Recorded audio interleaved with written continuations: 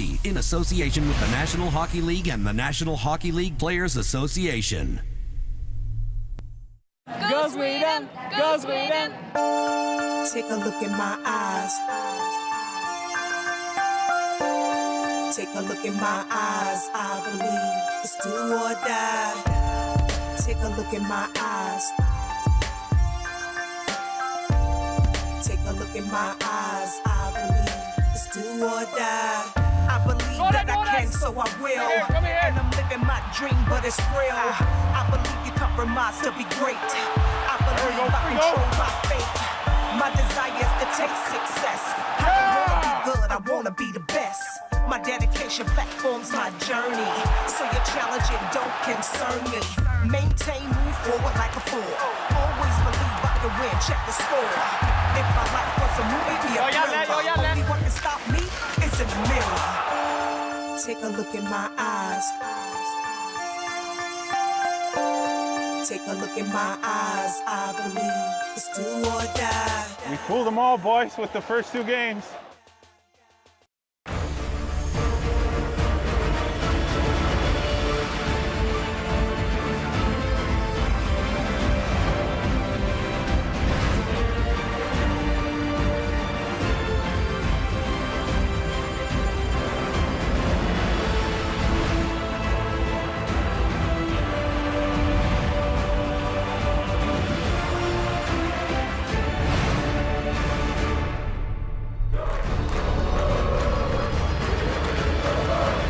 Sunday afternoon in the city of Toronto, and you can hear them already. Canada has been in every final of this best-on-best tournament since 1976. The Swedes opened in 76 against the Americans at the old Maple Leaf Gardens. Boris Salming got a 5-minute ovation, and he said, sometimes hockey has no country.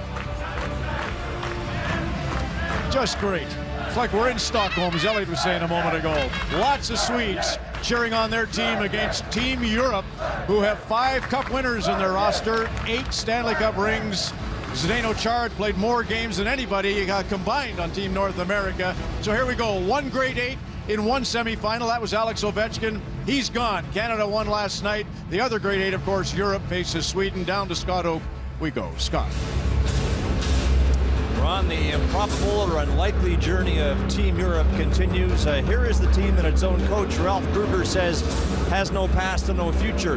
In a position today to knock off Sweden and confirm a date with Canada in the 2016 World Cup final. Stranger things have happened, including Team Europe's 3-0 shutout win of the USA to open the tournament. Maybe we shouldn't be surprised at the team's success, given the Euros, led by Anze Kopitar, have 8 Stanley Cup champions on their roster, and Jaro Halak, who's capable of a miracle, in their net. All that said, though, Team Sweden is still favored today. The Swedes lost Michael Backlund to a concussion in their game against Finland, but they still have everything. A skilled offense led by the Sedins, a prolific defense led by Erik Karlsson, and the king, Henrik Lundqvist, in goal. He missed Sweden's first game of the World Cup, but he entered the tournament with a shutout win over Finland, so he's on form. The stands slow to fill up here today, but we note the Trey Corner sweaters outnumber everybody else. Here's Jim Houston with Craig Simpson. Well, the Swedes, when they come to tournaments like this one, the Olympics, become a real band of brothers. It's interesting, isn't it, that they have one of the most dynamic, high-scoring defensemen in the game in Erik Karlsson, plus some others that are high-scoring defensemen. They have skilled players like the Sedins, Nick Backstrom, yet they come to a tournament like this, and they are like impenetrable Swedish steel. They just want to play defensive hockey. Yeah, that's the style of Sweden, and their head coach, Rickard Gronberg, wants them to play a disciplined, patient style. I think it's not unlike Team Canada, though, where guys come in as superstars on their own team but play a very different role once they get that country sweater on. I think this game will be very much like that. They won't try to push the play too much. They'll play very controlled and try to pick apart Team Europe.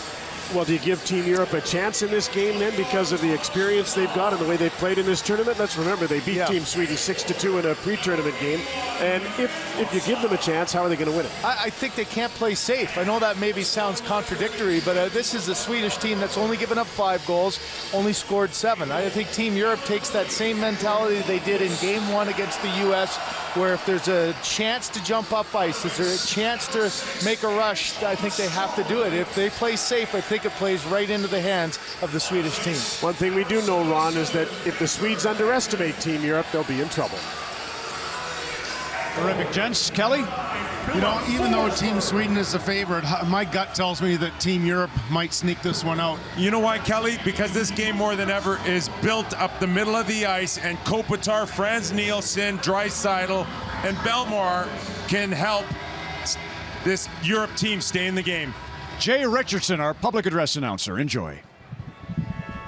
In celebration of the World Cup of Hockey and in the spirit of international competition, the teams will now exchange a commemorative banner. We now ask Anze Kopitar, captain of Team Europe, and Henrik Sedin, captain of Team Sweden, to join Cole and Jeremiah for today's gift exchange ceremony at center ice.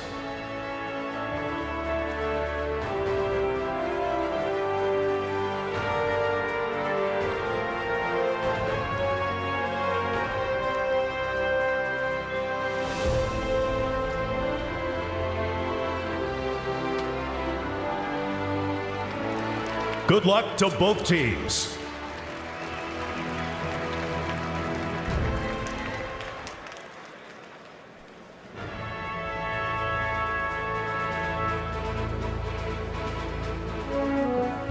And now, ladies and gentlemen, please stand if you're able to and remove your hats for the playing of the national anthem of Sweden.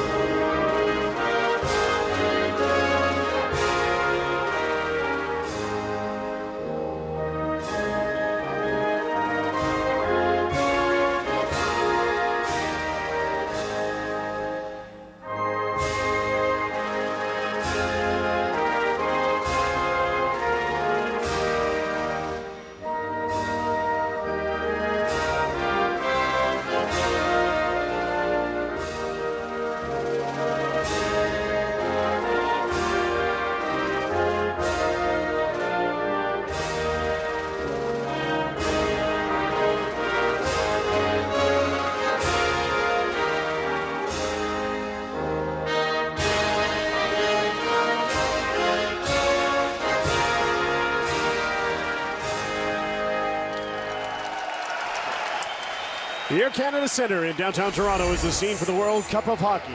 3 teams remain in the tournament. After this game between Europe and Sweden, there will be only 2. They are the Pro Hockey Nomads, a group their coach called a Christopher Columbus project because it's such a new world. But right now, this group called Team Europe are in the World Cup semifinals with a chance to move up against Canada. And they're against the impeccable Swedes, the team that stops your forward progress long enough to pick your pocket. Yaroslav Halak has the 3rd best save percentage in this tournament. He's in goal today for Team Europe. He has stopped 105 of 111 shots. He's a 31-year-old Slovakian that has played every minute in this tournament for Team Europe. The 2 goaltenders with a better save percentage are Canadian Carey Price and Henrik Lundqvist, who's in goal today for the Swedes. He's given up 4 goals in the 2 games that he's played. What is the over and under on the minutes for Anze Kopitar today? Will he get to 25, get to 30? He'll play a lot. And he is the centerman for Team Europe on a top line with Thomas Tatar and Marian Hossa. And the Swedes, Philip Forsberg starts to the attack. Good save right there by Yaroslav Halak. A good early chance. And that came from Patrick Hornqvist, who is always within 2 feet of the goaltender. In comes Thomas Tatar on the backhand. His shot is stopped by Henrik Lundqvist, and his forward progress takes him into the back of the net. So what's this? Chances at both ends early. Wow, this is what I mentioned off the top about Team Europe. They're going to have to take a few chances. This is just a cycle play. Forsberg gets it to the net, a bouncing puck, and Halak very sharp. But this is what Team Europe did so effectively against the Americans. They surprised them with their speed. They surprised them with their transition game. And there, Henrik Lundqvist had to be sharp and stand his ground as Tatar was right in alone on him. They're a better skating group than they were given credit for. And we know they have a lot of experience, second most in this tournament to Team Canada. From the blue line, here's Dennis Seidenberg, number 44, with a shot that Lundqvist stops, and he stops play again 40 seconds into the game. Well, I think right now for the Swedes, it's just play their game, stay focused. Henrik Lundqvist, you know that you can get a consistent effort out of him, but already we've seen that Team Europe's not going to back down. This is a team, as you mentioned, Jim, I don't think anybody gave them the respect speed-wise as they've shown in this game, in this series, sorry. Frans Nielsen's line with Marian Gabriel and Matt Zuccarello. It's a very good line that's been together right from the start. They haven't changed anything on Team Europe, nor has Team Sweden right through this tournament. They've stuck with the same lines and the same defensive pairs. Jacob Silfverberg with a long shot on this line with Marcus Kruger and Carl Hagelin. Swedes keep the puck in from the blue line. Their great strength is their defense, and Oliver Ekman-Larsson is out with Nick Chalmerson right now. Marcus Kruger in for the puck, can't quite get to it. And a chance for Roman Josi, and he's played the most on Team Europe's defense. He's out with Christian Ehrhoff right now in the midst of a change. Daniel and Henrik Sedin with Louis Eriksson. Vancouver trio out on the attack for Team Sweden. Christian Ehrhoff to Marian Hossa. Outlet is stopped by Louis Eriksson. He holds the puck in for Daniel Sedin. He'll cycle for Henrik. And up the boards to Matthias Ekholm, number 14. Daniel shields the puck from Christian Ehrhoff, whose stick is now broken. And the Swedes will take advantage of that if they can. Daniel and Henrik go to work. Ehrhoff got a stick from forward Thomas Tatar. The puck goes to Marian Hossa. And he's got some speed in on Erik Karlsson. Stopped up, tried to put the puck deep. Eriksson the other way. Here's Gabe Landeskog to the net, and he's stopped by Halak. On a line change, Landeskog coming off the bench. And a terrific pass that put him in on Halak. Already early indications, you just see the structure and aggressiveness of the Swedes offensively. Good coordinated attack. You get in on one side and watch the pinch at the top. You can pinch because you've got your forward as the high guy that turns it away, and this is where transition game. Landeskog comes out with a purpose, thinks he has a room in, and Chara gets at least enough of him to slow him down and allow Halak to get a piece of that.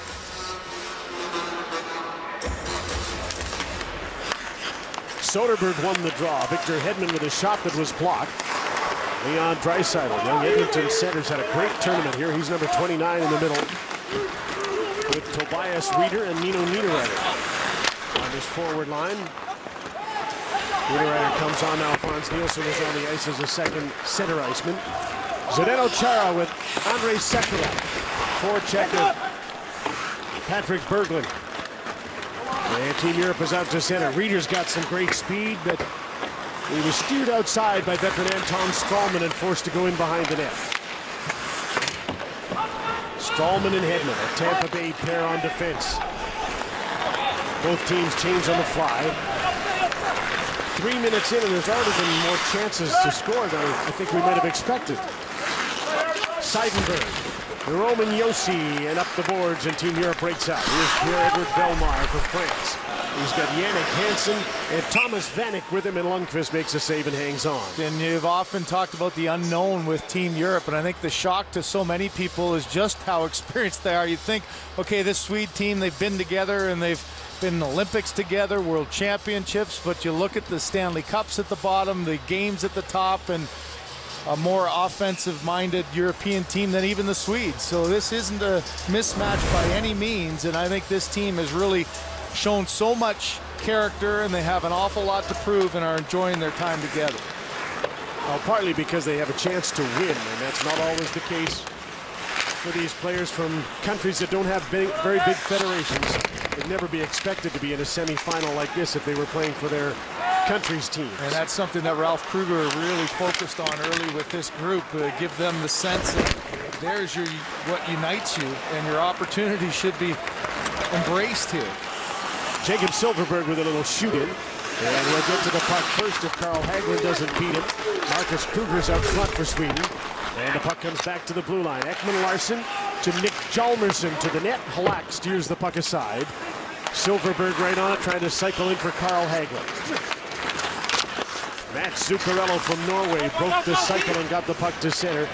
Europe is changing, Sweden is as well, so Hjalmarsson will just buy some time back in his own zone. Nick Backstrom of the Washington Capitals brings his line on the ice with Philip Forsberg and Patrick Hornqvist. Kopitar to Hossa, and he's back the other way. Steered outside but protected the puck. Roman Josi. Back down along the boards, Thomas Tatar. Andrzej Kopitar. On the cycle jumping in as Roman Josi goes to the front of the net. Hossa takes over. Great possession of the puck here for Team Europe, but they can't get it to the net. Now Seidenberg takes a shot, and that broke Philip Forsberg's stick, and there'll be a penalty on the play. Boy, that's a bad call in my opinion. I think that's a real tough call when Seidenberg takes a slap shot that ends up hitting the stick, and then it's just a puck battle. And because here's the original shot, it's almost instantaneously from a shot and a slash. I just don't agree with that call. That's a huge break for Sweden here early on for an early power play. Swedish power play is 1 for 10 in the tournament. Power play is brought to you by the legendary power of Ram's 6.7-liter Cummins turbo diesel engine. Jim, it's all about presenting an opportunity and taking advantage of it. It's shocking that just one power play goal between these two teams collectively in 21 attempts. Seems to be the story of the tournament for most of the teams. The penalty killing's been much better than the power plays, hasn't it? Guess you can teach that in a quicker amount of time. Puck deflected out of play, so they'll start over again here with a face-off in the attacking zone. The Sedins and Louis Eriksson on the power play. Oliver Ekman-Larsson and Erik Karlsson on the back end. The first goal of the game is always an important one, but I think in this kind of elimination game with so much at stake, I think it's enormous for both these clubs. And if I'm the European team, you don't want to give Sweden any kind of a role, allow them to settle into their great defensive game. Europe wins the draw. Zdeno Chara clears the puck. Seeing great penalty killing from this European team through the tournament. They killed 11 of 12, and largely it's Zdeno Chara and Andrej Sekera who are on the ice leading the way. Karlsson, Oliver Ekman-Larsson, Daniel Sedin to his brother Henrik. And he lost control of the puck, and pouncing on it is Vancouver teammate Jannik Hansen. Belmar goes to the net, shorthanded. The puck was in the air. He couldn't make a play. And back the other way with numbers come the Swedes. Henrik Sedin, Karlsson, Henrik in front to Daniel. His stick was checked by Belmar. And then a good read by Belmar along the boards to tip the puck to center. Philip Forsberg racing back. And Belmar got there first. Off the bench comes Tobias Rieder. The young German plays the puck back, kills some time, and Josi sends it into the attacking zone for Team Europe. Minute gone by and the penalty to Seidenberg. Ottawa captain Erik Karlsson in over the blue line. Philip Forsberg takes over. Pass into the middle of the ice and a bouncing puck from Landeskog. Hornqvist trying to get a hold of it. Landeskog does. Forsberg. Hornqvist to the side of the net. Backstrom in his usual place. He plays in that position for Washington too. Off that right half board. And now dishes the puck back to the blue line. Karlsson. Forsberg's one-timer was steered aside. Mark Streit, number 7 for Team Europe, trying to clear the puck, can't get it out. Late in this power play, Forsberg takes over again.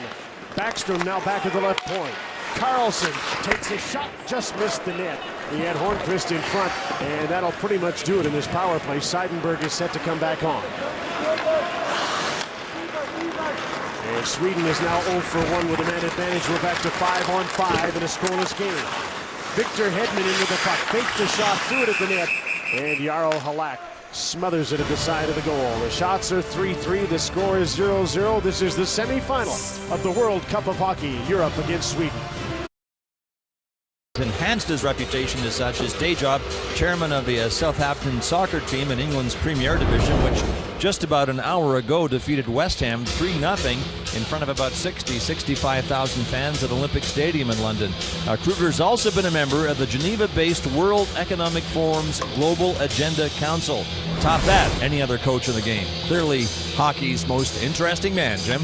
Scott, it's 3-0. Right. And it's 0-0 in this contest. Victor Hedman trying to remedy that as the puck goes just wide of the net. Ralph, like a lot of these players, is used to playing the way they've had to play in this tournament. I mean, they haven't been a defensive blanket all the time, but they've been a hang-with-them team without making mistakes.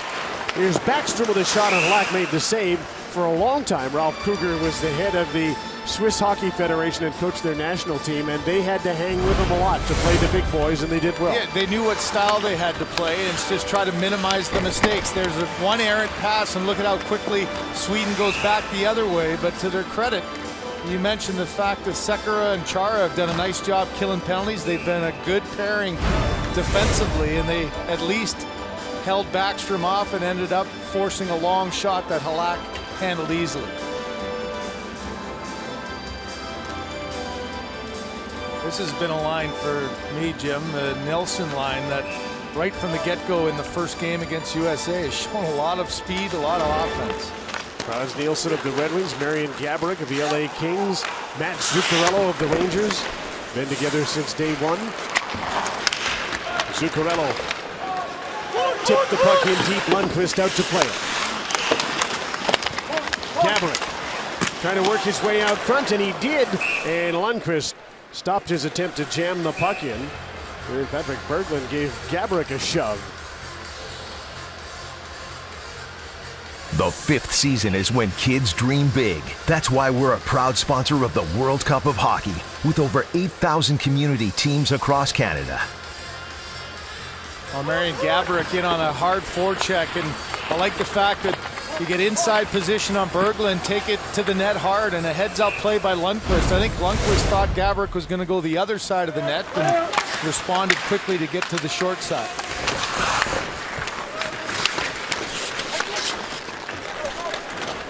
Hagelin, Kruger, Silverberg. Bit of a checking line out for Sweden. Hagelin threw the puck at the net. That was blocked by Dennis Seidenberg, and the puck is banked out to center. Nicholas Hjalmarsson is back. Hagelin dumped the puck in. Christian Ehrhoff. Return pass from Nino Niederreiter. Go! Vanek from center dumped the puck in, and he wasn't quite at center, obviously. That's an icing call against Team Europe. So we mentioned all of these players from different countries that normally wouldn't have a chance in a game like this and don't usually get this far in these kind of tournaments. There's the record of the countries represented on Team Europe against Sweden. So collectively, they got a chance. Well, and Slovakia, the only one that's on an even keel. And you mentioned Ralph Kruger coaching the Swiss. They're 2-15-2. So I think it was the right message, a good strategic play by Kruger to really have that unites this group and bonds them. Sedin line is on the ice for Sweden. Erik Karlsson with a shot, knocked down in front, and the puck was loose there for a moment before it was cleared by Leon Draisaitl. Niederreiter and Vanek right now. Mark Streit. Tomlin made an outlet pass. Kopitar to center, Marian Hossa in on Matthias Ekholm in front for Kopitar, and that pass was intercepted by Henrik Sedin. Back comes Louis Eriksson with the shooting. Back to Sekera. Zdeno Chara. Missed in his outlet pass for Thomas Tatar. And Erik Karlsson has the puck, and he'll await a change of his forward line. Nick Backstrom's line has come on. Halak to play the puck to Andrei Sekera. Franz Nielsen, Zuccarello, and out to Marian Gaborik. There's a bit of a short bench for Ralph Kruger there, isn't it? That Nielsen line coming right back on and trying to get an early goal. And an icing call against Sweden, so they'll have a face-off in the attacking zone to go after it. Jim, in the opening, you talked about the defense of this Swedish team. Two-time Norris Trophy winner Erik Karlsson. Just watch his poise as he draws it. He's never even looking at the puck. Grabs it from the boards, walks it to the middle, and that was dangerous for a split second. The focus was just to find a lane to get the puck through, and I don't think Daniel Sedin really knew that that was almost a shot pass to him. He had his stick in the air. Hedman and Stralman to play against this Franz Nielsen line. Nick Backstrom with a little room to skate. Hedman heads straight for the net. Takes the pass. Backhander is stopped. Rebound. Forsberg with a wraparound attempt. Loose puck in front. Berglund arriving off the bench. Couldn't get a hold of it. Close call there. There's another chance. Hedman again. This time his slap shot missed the net.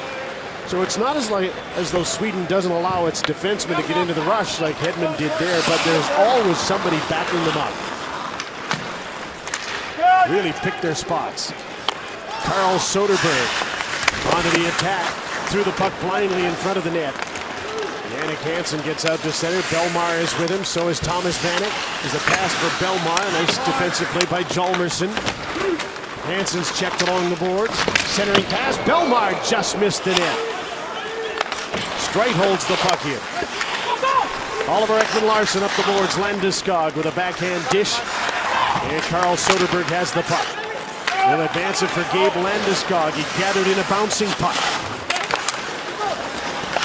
Silverberg behind the net. Hit the back of the net, so Pierre-Edouard Belmar of the Philadelphia Flyers gets the puck to center. Ekman-Larsson to Silverberg and back in. Carlson chopped the puck ahead to Silverberg. Carl Hagelin just off the bench is fresh. To the blue line, Carlson. Matthias Ekholm with a slap shot. Getting a piece of that was Jaro Halak. Carlson from the other side, intentionally wide. Didn't get the bounce he wanted. There's a giveaway. Big turnover. Kruger to the front of the net. Hagelin's stick was tied up by Ehrhoff. And a bouncing puck gave Ekholm some trouble. He has to retreat into center ice.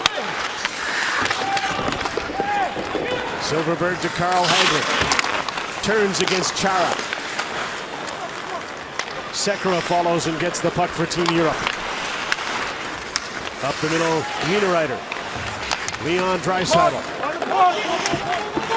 Ekholm deep in his own zone. Stripped to the puck, Draisaitl. Working against Stralman, he fell down, he's back up, he just about still had the puck. But he went down for a second time. Through center, Kruger dumps the puck in to get a change for Sweden. That's Roman Josi, Swiss defenseman who plays in Nashville. Pass to center is tipped in by Thomas Tatar. Hedman trying to get the puck out, can't do it. Kopitar intercepted. From behind the net, protects the puck against Hedman. Josi comes in on the right side and takes over. And Stralman tried to clear the puck and it deflected out of play. 7-4 the shots for Sweden. No score in the game. Victor Hedman with a couple of rushes had a chance that Jaro Halak turned back at the World Cup of Hockey. Kim's Convenience, Tuesdays at 9, starting October 4th on CBC. Downtown Toronto, these wonderful aerial shots are provided by Goodyear, the tire that delivers world-class performance all around the globe. Goodyear, more driven. Guess we shouldn't be surprised with this start, Jim. They're very similar teams, aren't they? Only 1 point separating them in the round robin. Only 1 goal against. They each scored 7. Europe gave up 6. Sweden gave up 5. Very similar styles in the way that they're playing. And they know each other so well. You saw the numbers of games that their individual countries have played against Sweden. There's no secrets when these teams meet. And probably more than that, from the time that they're little kids, they play in tournaments all over Europe against each other. If you're playing at that level in Europe, you'll play against Sweden.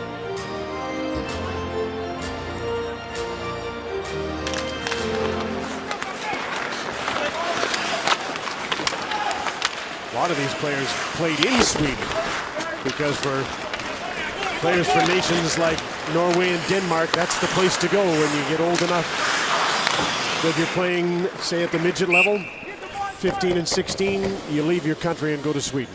And I like the fact Ralph Kruger made a little bit of an adjustment there. He put Draisaitl on the left with Hossa on the right with Kopitar. And as Elliot and Nick and Kelly were talking about, you expect Kopitar to play an awful lot, so trying to give him another weapon on each side, as Draisaitl's had that ability to play both center and wing.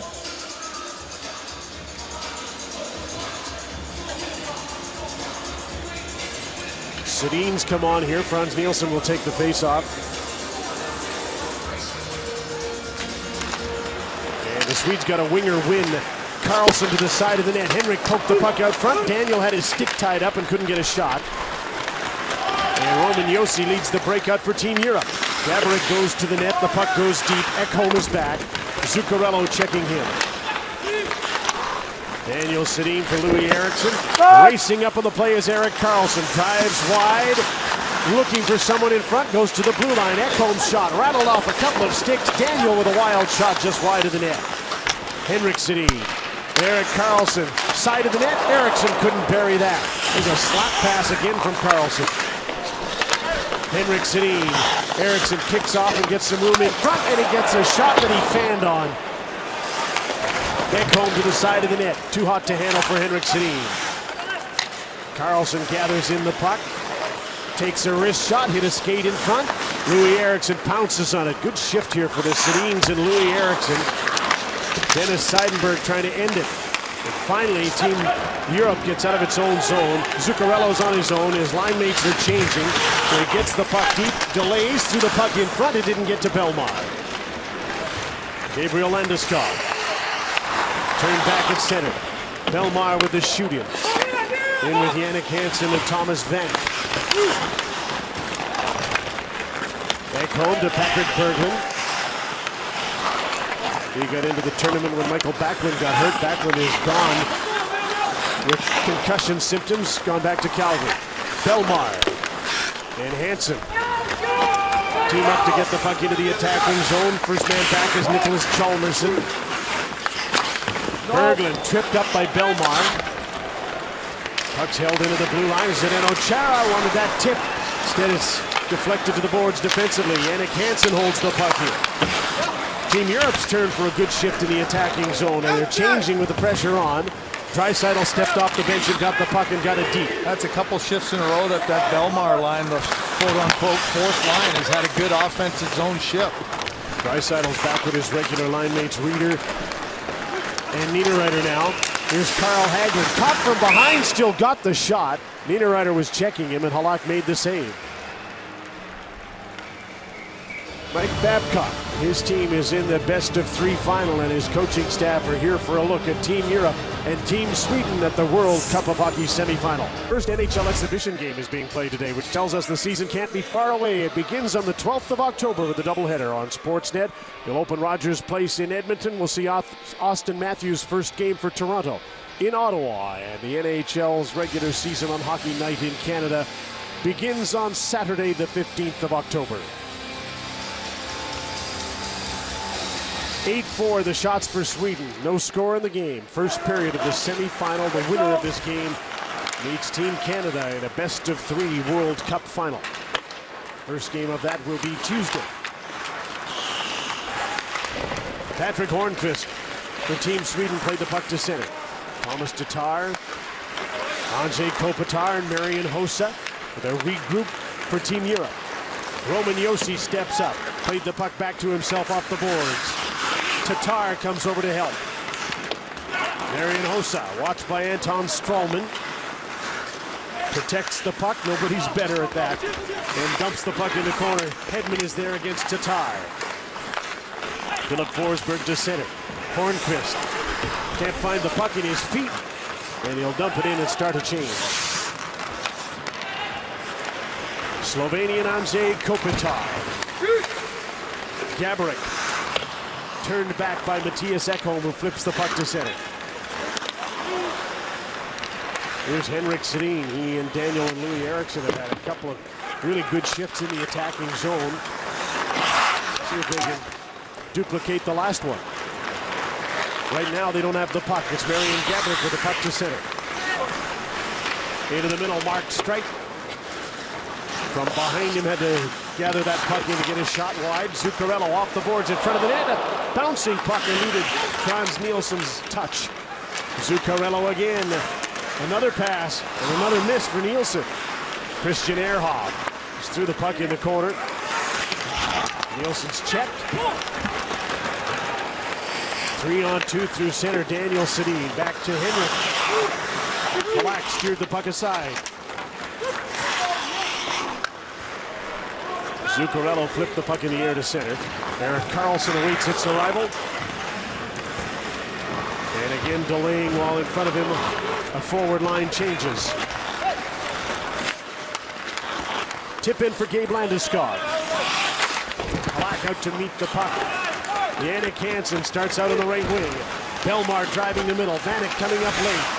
And the centering pass was blocked. Landeskog is back. Soderberg takes over. Hansen back checking feverishly. It's Berglund carried the puck in over the blue line offside as we bring in Scott Oak. Jim, Henrik Lundqvist is a holdover from Sweden's 04 World Cup team. Back then, he hadn't played a game in the NHL. Spent a lot of time watching Tommy Salo in the Swedish net. Now, Lundqvist is the king, except when it comes to Jaro Halak. The last 8 times Halak has faced Lundqvist, he is 8-0 with a .99 goals against. If Halak keeps that streak alive today, then Team Europe goes to the World Cup final. Well, he's perfect against him today and has faced 9 shots, made a couple of good saves. Lundqvist hasn't been that busy. And you know that goaltenders know those kind of stats too. They always look at the other end, know who they're going up against, and Halak's been a great story here. Nicholas Hjalmarsson. His attempt to drive the puck in is turned back. Nino Niederreiter.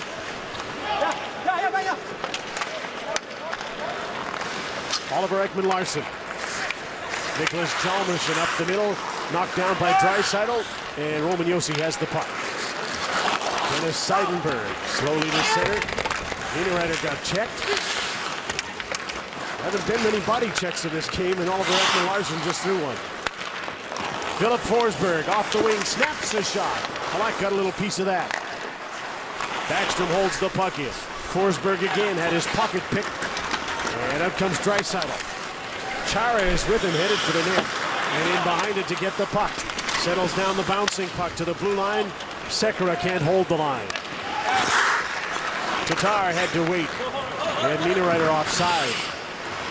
I can't help but think if it stays tied like this, it just plays into the hands of the Swedes. I think the Swedes as a group are just so accustomed to playing this, either protect the 1-goal lead or play a tie game and look for your chance more so than the Europeans. I think it's really important here for the Europeans to get that game's first goal and force Sweden out of that comfort zone a little bit.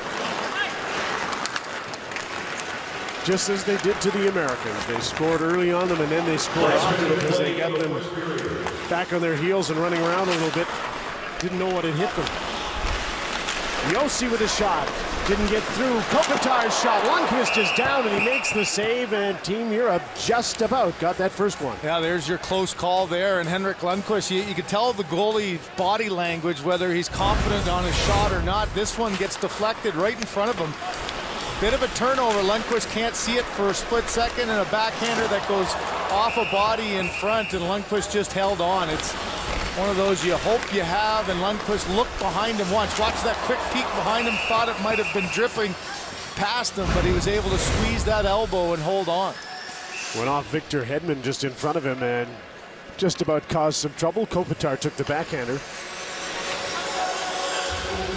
Frans Nielsen to take the draw against Carl Soderberg with 49 seconds remaining in the first period. Nielsen won the draw. Zuccarello's shot didn't get through.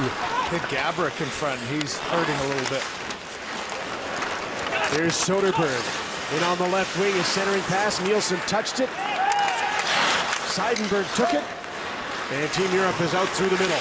Zuccarello with that long stick to Gaborik. His shot was partially blocked, sent wide of the net. Defenseman Dennis Seidenberg in deep. Cross check down by Matthias Ekholm. Backstrom up the boards to Hjalmarsson and out to center. Seidenberg will drive the puck back in at the end of this first period. Ekholm looked up, saw the time, threw the puck all the way down the ice, and that's it. The first period is over, and it is a titanic defensive struggle as expected between Europe and Team Sweden. 10-5 with the shots on goal in favor of Sweden after the first period, but this game, this semifinal, awaits its first goal after a period of the World Cup of Hockey semifinal. Back on the World Cup of Hockey over at Rogers Center, the Blue Jays and the Yankees playing again. Sabathia and Stroman, amazing. It went into the 8th inning scoreless last night, and Jose Bautista did one of those things that he does using Kevin Pillar's bat, so he had an amazing performance over there.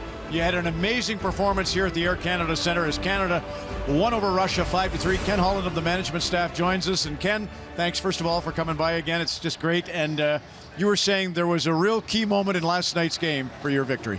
Well, I thought the response when Russia went up 2-1, Bobrovsky had been so good for the first two periods. You're down 2-1.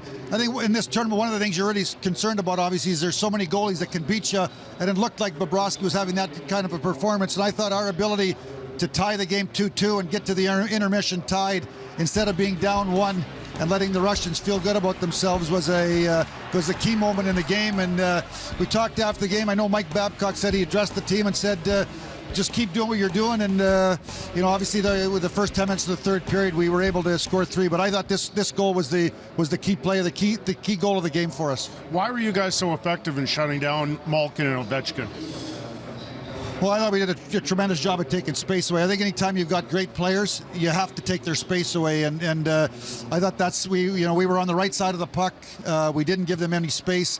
Obviously in the offensive zone, one of the things that Ovechkin wants to do is let that shot go, and I didn't think he had opportunities to shoot the puck. And it's a credit to the coaches, the plan, and the players for executing and making sure that they didn't have any space. Ken, we got over 150 of the best hockey players in the world, but only a few can be considered big game, big time players. You had your share over the years in Detroit, but over now 6 years, have you guys just shake your head when you watch Sidney Crosby? Yeah, no, he's incredible. Obviously, we played him in 08 and 09 when he was still young, and in the Stanley Cup Finals, and beat us in 09. But the goal in Vancouver, the overtime goal to win the gold. I think he scored the goal last year in Sochi to put us up ahead 1-0. I think to start the tournament, I think he scored the first goal to get us going. So he's a great player. But to your point, he's the greatest of the players because when the moments are the biggest, he steps up. And I think it speaks not only to his talent, but his will and his determination. Taves too, right? Taves has big goals in two both great Olympic players. Yeah. And it was him and Weber. Principally, are they the two kind of the center and the defenseman that are the key shutdown guys? Would you say Weber, Taves is the tandem? Yeah, I mean, we've had a lot of good players. Drew Doughty, Shea Weber have obviously played real well, but I think it's been great to get to this point in time to be in the finals. We've been able to roll 4 lines. Our defense has played great. Carey Price, when we've had breakdowns, has been there. So I think that's what we feel really good about is our ability to roll 4 lines, and our best players are stepping up and leading us. It's a league full of great defensemen, but my favorite happens to be Drew Doughty. What do you like about his game? Well, I just think he's, you used the word, I got the good fortune to watch Nick Lidstrom for all those years, and Drew's a 200-foot player. He's in every situation you want him on the ice. His ability to transport the puck, his ability to match up against the other team's best players. He can run a power play. You want him on the ice late in the game, whether you're down or up. I think he's just a complete defenseman. He's a 200-foot player, and obviously he's got a lot of will and a lot of determination, a lot of compete. And if he's not the best defenseman in the world, certainly he's in a list of a very, very few. Ken, no country would have more of a reason to be cocky and arrogant than Canada. Yet you guys over the years have been able to instill almost a fear to lose. And they still play that way. We saw it against Russia. How over the years have you guys been able to instill that, and yet we watch the Russian team and they're not worried about losing at all? I think that I was involved in 05 at Latvia in the World Championships or 06 Austria and Latvia. But in Sochi, I think getting over the hump, winning the gold medal with a lot of these players that were in Vancouver with all that pressure. Once, I kind of found the same in Detroit in 1997 when we won the cup and you got over the hump. Your players felt more comfortable in intense situations. And I just think we've had so many players that have played in Vancouver, then they played in Sochi, and now you come to the World Cup, they're comfortable. They've done it before, they've had success, they know what it takes. There's been a continuity of the coaching staff, and there's been a continuity of a lot of the players, and I think that's been really critical in our country's success in the 2 Olympics and now to be in the finals of the World Cup. Cool to watch them spread that wisdom too, because now Tavares feels comfortable and played a huge role and all tournament really. And Brad Marchand, same thing. Absolutely, yeah. Ken, wish we had more, but thank you again. I'd love to hear. I'll ask you during the break what you think of this game.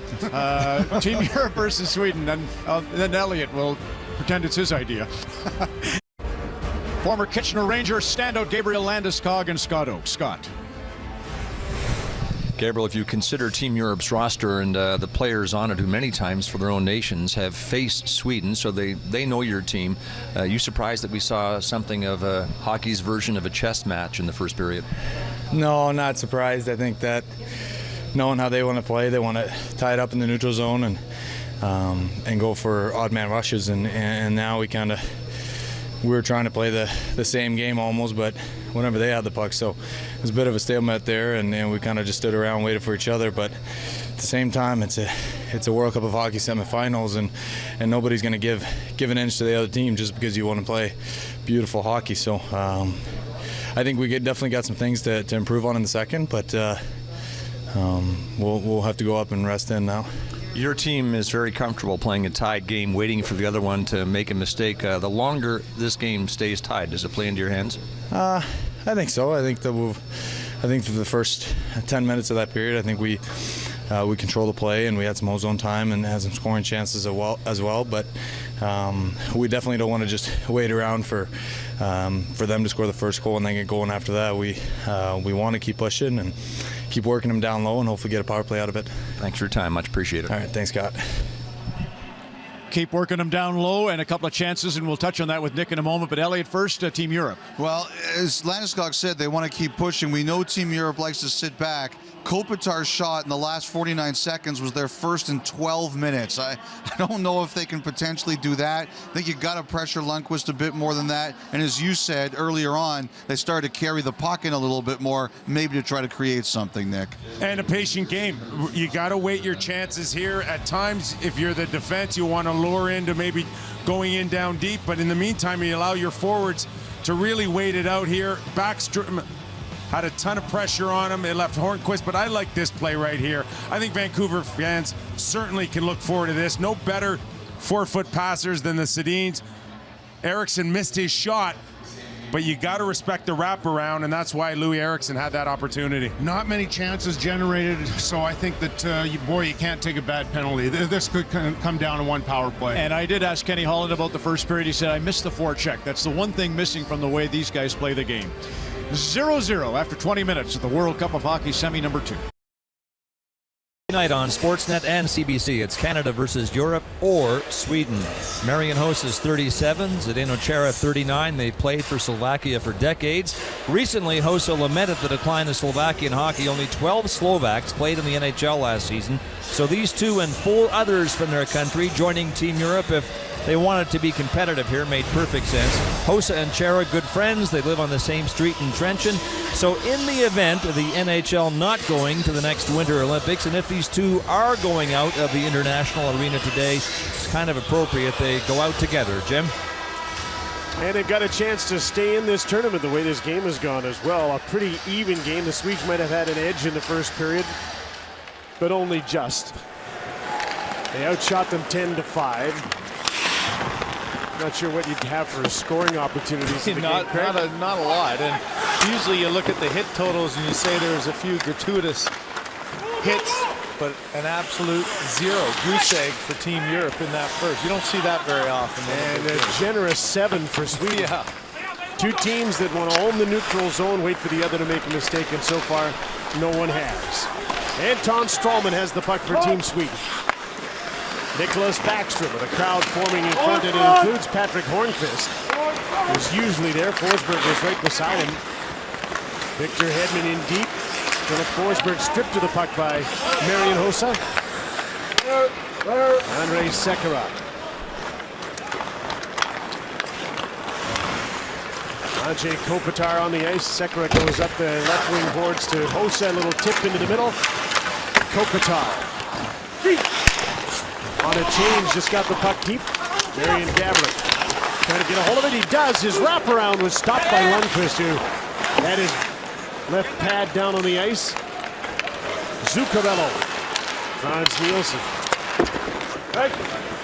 Nielsen helped Team Europe win most of the faceoffs in the first period. Now he fires a shot, and that's stopped by Henrik Lundqvist, and he stops play. Oh, numerous times you have to deal with puck behind you as a goaltender. I think right now on the clearing attempt, no stick for Hjalmarsson. That's the problem. But watch as Henrik Sedin has it.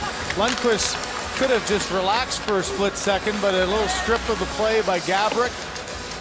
Henrik loses the puck, and Henrik Lundqvist is there with the stick down and the skate right against the post. A great view of it there. Nowhere for Gaborik to put that puck through.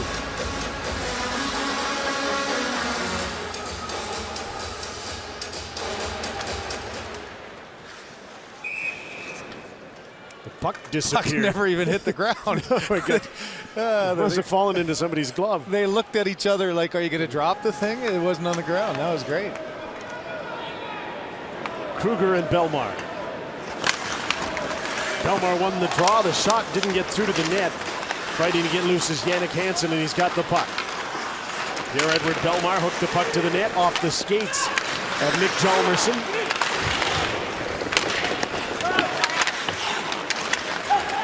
Christian Ehrhoff back in for Team Europe. Blasts a shot that went off a stick. Off Hjalmarsson sticking out of play. Well, here's a look at that face-off again. Both guys trying to get in there so quickly that they did, and it just almost hit their gloves and stayed up. Look at them looking around. Everybody's trying to find it, and eventually it pops out of Belmar's pants and goes down. Don't see that too often.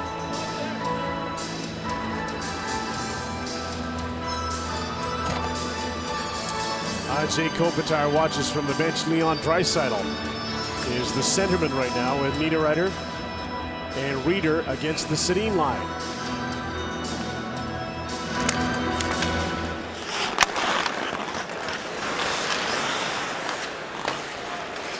Mattias Ekholm's long pass goes the distance, and it's an icing call against the Swedes a couple of minutes into the second period. Jim, you posed the question right off the bat of why the talented defenseman of the Swedish team and Erik Karlsson being the top point getter in that regard don't seem to quite be as active as they are. With the Ottawa Senators, he's up all the time, and I do think there is a balance for this team. It's not that they're told to stay back, because they still do get involved, but not nearly as often, and with maybe a disregard for the defensive side like they do here. You saw the hit parade of the day on your screen. Not a lot of them in this game. None would be expected, really. Reeder with a hard centering pass, and Leon Draisaitl just couldn't hold on to it. Now here's Karlsson jumping up on the play when he sees an opportunity, and there's no opportunity for a rebound as Halak makes the save. But I wonder if they're asking the question in Ottawa, why doesn't he play like that for us? He does play a dynamic role for Ottawa, but probably has to take more risks with that team than he does with this. Yeah, and I think just inherently that they feel that, okay, I got to be the driver of the offense. That's the way we're going to have success. And so you take maybe a few more chances. You get a little reckless at times. And I think the respect factor here of the balance within this lineup, the balance on the back end, as we mentioned last night with the Canadians up on the Russians, what a luxury to have three pairs that you can throw out there and really not be worried about any of them getting exposed. I would say the Swedes are in that same ballpark. Hampus Lindholm is an excellent defenseman in his own right, has been scratched. Can't get into the lineup of Team Sweden. Anton Stralman to the net. There's a rebound. They score. Nick Backstrom on the doorstep, and Sweden has the game's first goal. Well, their first shot on the period is a big save by Halak, but the rebound there by Backstrom, and it's winning the draw. Good job of the winger Hornquist keeping it alive, a battle along the boards, and another good example just throwing the puck to the net. It's one of those plays that Kopitar's responsibility is the centerman, and you see he just loses Backstrom for a split second. The puck off the pad of Halak, and no chance for him to grab that rebound. What a big first goal. Is Ralph Kruger looking at goaltender interference? Definitely wasn't offside, so it's got to be trying to decide here if there's any contact on Halak. And it would be Patrick Hornqvist in front of the net, so it's worth having a look, and we'll have a look at it here. Hornqvist goes straight to the net. Stralman takes the shot. I think his stick simultaneously went on the goaltender. Hornqvist's first job is to get there. And I don't think they're going to bother with a challenge. There's no way. I mean, at times you might be willing to risk. Maybe they are. You're trying to search here for a lifeline. Because to me, Jim, maybe your timeout isn't worth it. I think they understand the importance of this first goal. First goal is huge. Hornqvist's stick comes in right there and hits the pad, but I don't think it has any effect. It actually might even aid that right pad of Halak getting over. Watch the stick of Hornqvist right there hit his pad. Yeah, this one is going to be a good goal. I can't imagine. Maybe worth the risk of the timeout to try to make this a... If they're successful on the challenge, the goal would be wiped out and they won't lose their timeout, but there's another look at it. Yes, the stick is in there, but does it impede his progress left to right? That's the question that'll be asked by Dan O'Halloran and Dan O'Rourke, who are looking at this. As I said, to me, it almost aided him in getting over there a little quicker. It was in the direction that the puck was going. I just think in today's game of how difficult it is to score goals, I don't think that stopped Halak from doing anything to try to stop that. Didn't take Dan O'Halloran long looking at that, and he's rendered his decision, and now he's about to tell us. Call on the ice stands. We have a good goal. Team Europe loses their timeout. I think that's a worthwhile risk, though, Jim. I mean, maybe. I think Ralph Kruger understood coming in. Their best chance to beat Sweden is to get that first goal of the game and then try to hold on and force Sweden out of their game plan. Now Sweden, this just plays right into their hands. We'll see in the third period if it's still a 1-0 game, if he could use that timeout. Team Sweden goal. Second for Backstrom. Stralman gets the assist at 2:31 of the second period, and let's see if it changes this game at all. It won't change the way the Swedes play the game. They're just very comfortable 0-0, 1-0.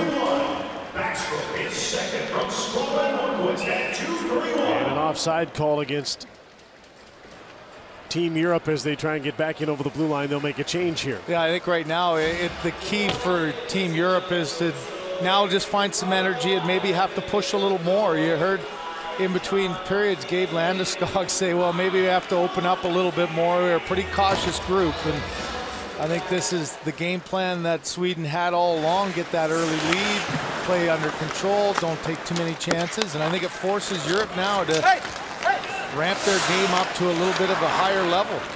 Start taking some chances, start attacking, maybe even start getting physical. That's wishful thinking, Craig. Well, there's still plenty of time left, and you hope we can get this game stirred up a little bit. There's an icing call.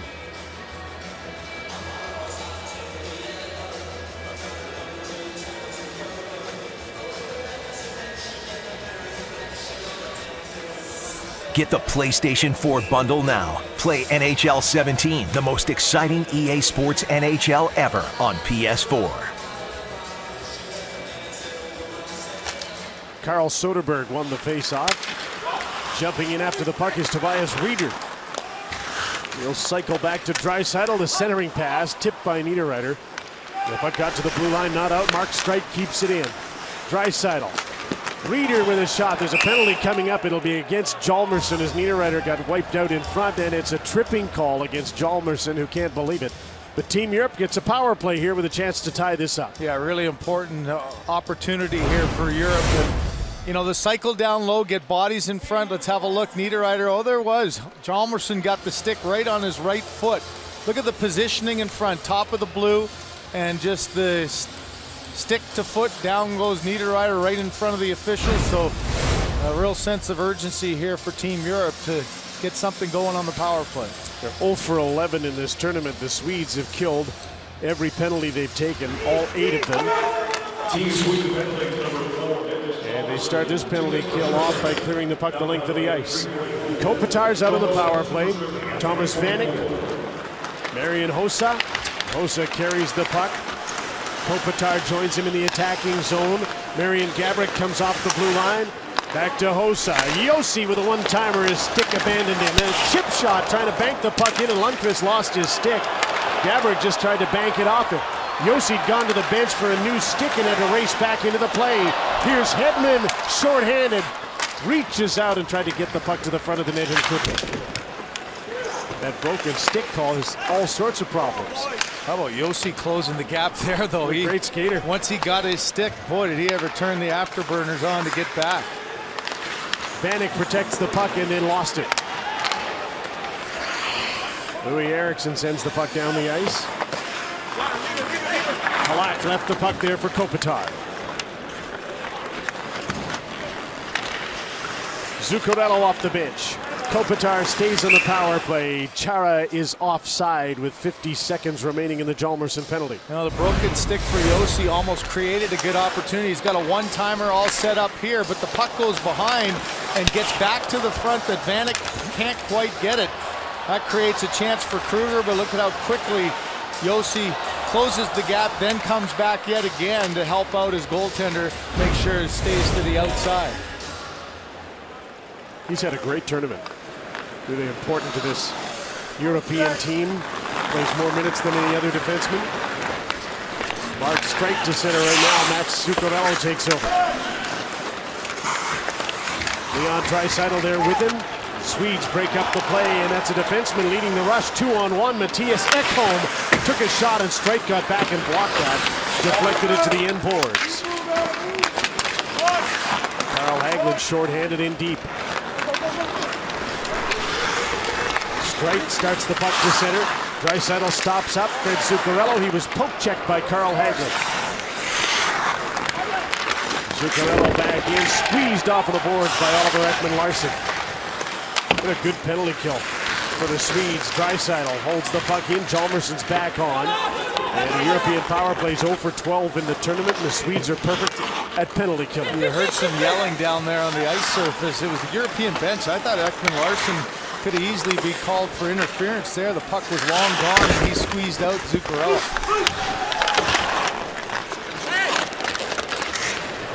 Dennis Seidenberg to Roman Josi. Belmar back in. Ekman-Larsson took him out.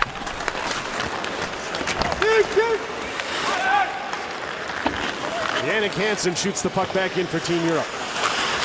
Belmar's on it. Eriksson checks him and takes the puck, and Ekman-Larsson got hurt. He looked like he did the splits.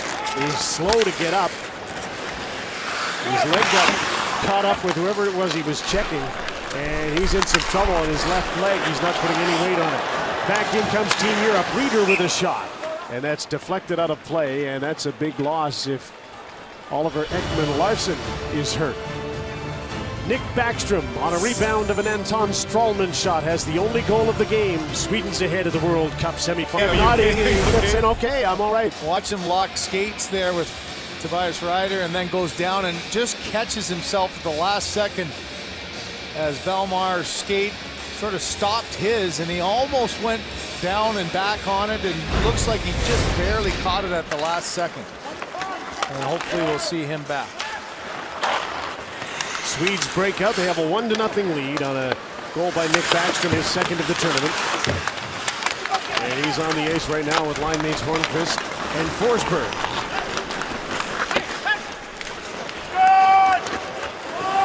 Europeans haven't been able to get any odd man rushes that they got in earlier games, especially against the Americans. They just haven't been able to get their transition game going. Swedes won't let them.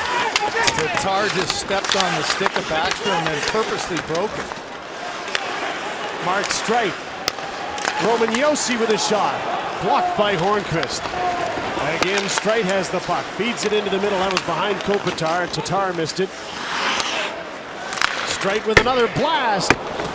Lunging at that was Lundqvist as the puck went over the net. I don't think he got much of it. Diving to get the puck out is Hornqvist, and he's got to get off after blocking the shot. Well, that's a real interesting non-call. You saw the one on Seidenberg earlier when he was following through on a shot.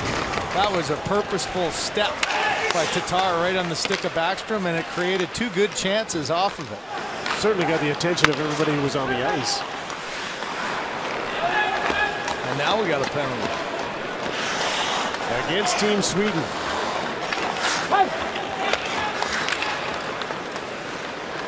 Extra attackers on. Yossi carries the puck up ice. Jim, I wonder if somebody was chirping a little bit too much because didn't see anything happen, and Halak was almost surprised at it too. Vanek with a shot, kicked aside. The Europeans keep the puck. Gaborik, rink wide. Zuccarello to the front of the net. What a glorious opportunity missed by Vanek. Yossi. Gaborik. Zuccarello swing and a miss on that one-timer attempt with that long stick. And an interference penalty is called against Team Sweden.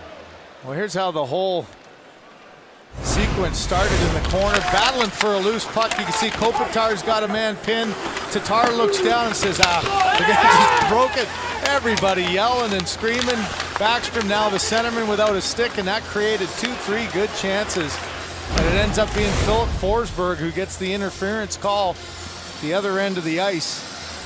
That was away from the play, right in front of Dan O'Halloran, though, and he ended up seeing it. Just grabbed his man along the boards, didn't allow him to get back to the bench. Dan O'Rourke is explaining it at the Swedish bench to Rikard Grönberg, the coach. You know, it's in an area, too, that the head coach wouldn't have seen it, and now you're getting a talking to on both sides, so Dan O'Rourke, maybe a little too much conversation from the benches. Here's a look. Watch the top of your screen there. Forsberg just pins his man, doesn't let him go. That's why it happened away from the play and nobody really reacted. It took Halak a while to get out of his net, too. He didn't notice it.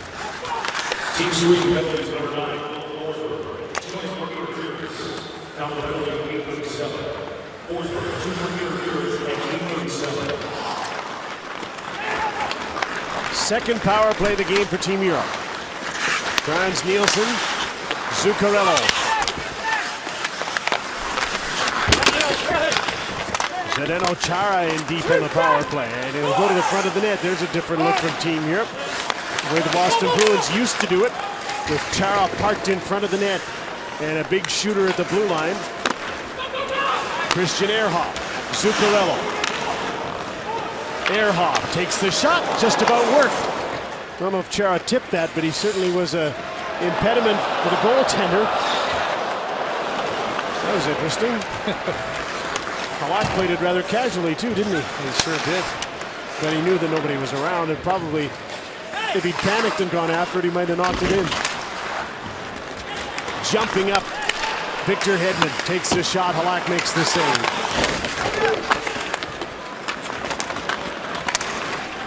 Power plays back to center. Hossa leading the way. Vanek takes over. Kopitar is there. Hossa. Kopitar back to the blue line. Nobody there. Yossi was over on the other side of the ice. Marian Hossa will carry the puck in. He's got Gaborik over on the other side. Yossi jumps up. Put on the brakes. Feeds the puck back to Kopitar. It's out of his reach. Trying to get away is Louis Eriksson. He tripped up.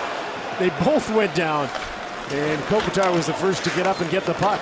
Roman Yossi back in. Here's Thomas Vanek. Takes the shot. He just missed the net from an angle, so Kopitar's back into his own zone, and this will just about do it in the penalty to Forsberg. He's set to come back on. So Team Europe 0 for 2 with the man advantage. Too many men on the ice. Yeah, and now they're going to be called. Too many men on the ice. Jumped on, took the pass. 6 men for Europe. So after killing a penalty, Team Sweden goes to the power play with a 1-0. Presidential election debate nicely underway here at the Air Canada Centre. One is Hillary Clinton, the other is Donald Trump. You figure out which is which. Oliver Ekman-Larsson, 55 points with Arizona last season, was an obvious choice for this Swedish defense corps. His offensive game's rarely been in question. Flashback to Sochi 2014, where he averaged 10 minutes a game, didn't have a shift in the semifinal win over Finland. Book on Larsson is his 200-foot game, as it's called, has improved considerably. It'll be a big loss for the Swedes if he can't continue in this game after what looked like an ankle injury earlier, Jim. He was on the ice momentarily to test it, and he's back on the bench now.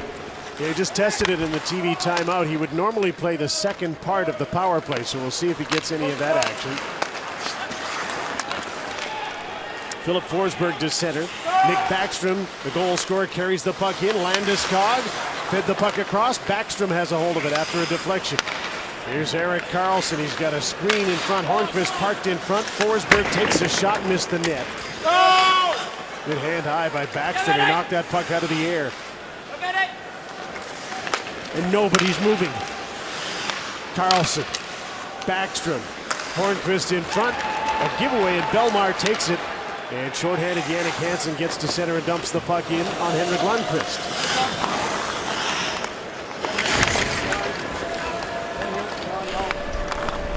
Erik Karlsson. Ekman Larsson is coming over, Jim, so that's a great So he's sign. all right. Yep. Henrik Sedin. Daniel takes over. Hossa trying to check in. Karlsson from the blue line has the screen. Louis Eriksson's in front. Henrik Sedin slapped pass, didn't get through. Marian Hossa takes over, and he's back to center with Anze Kopitar. Short-handed, gets open, gets the shot. Lundqvist made the save, and that probably should have been a penalty. How do you not call hooking there? Right in the hands. Louis Eriksson. Henrik Sedin to Daniel, and he just missed him. A tip out front. Racing after the puck is Tobias Rieder. One man back. It's Karlsson. Rieder's backhander stopped by Lundqvist. And then Rieder's momentum carried him into the goaltender. Louis Eriksson is back with the puck. Waits for traffic. Slapped the puck off the end boards. Andrei Sekera. Penalty's over. It's 5-on-5 again. Draisaitl carrying the puck. Back to Sekera. Backhander at the net. That ricocheted through and was stopped by Henrik Lundqvist. Stick battle in the corner there, and Sekera off the defense stays in. Draisaitl takes over. His pass comes all the way back to Chara. He turns and shoots, and Lundqvist made the save as Europe gets a few chances and pressing to try and tie this up. Didn't they get a little life out of their penalty kill too? They create some chances off a block shot, and here's the potential hook we were looking at. Henrik Sedin following behind in the area there, right into the hands. So often you see that called, and then Rieder with such great speed takes it to the outside, and I'm not sure if that's classified as a hit or not. We'll see from Team Europe, and Henrik Lundqvist now with 15 saves on the afternoon. 10 shots for Europe in this second period. For Sweden, just 6. But one of them went in. Nick Backstrom's got his second goal of the tournament. Europe won the draw. Bannock's shot didn't get through. Ekholm. Ehrhoff back for the puck. Cut off along the boards by Soderberg. Belmar takes over. Christian Ehrhoff. Nino Niederreiter. Heading for the front of the net is Vanek, and that play is just offside. Vanek was just ahead of the puck carrier, Mark Streit.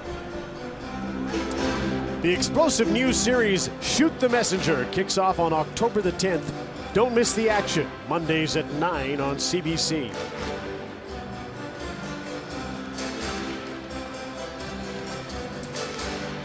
Best of 3 World Cup final begins on Tuesday. One of these teams will play Team Canada.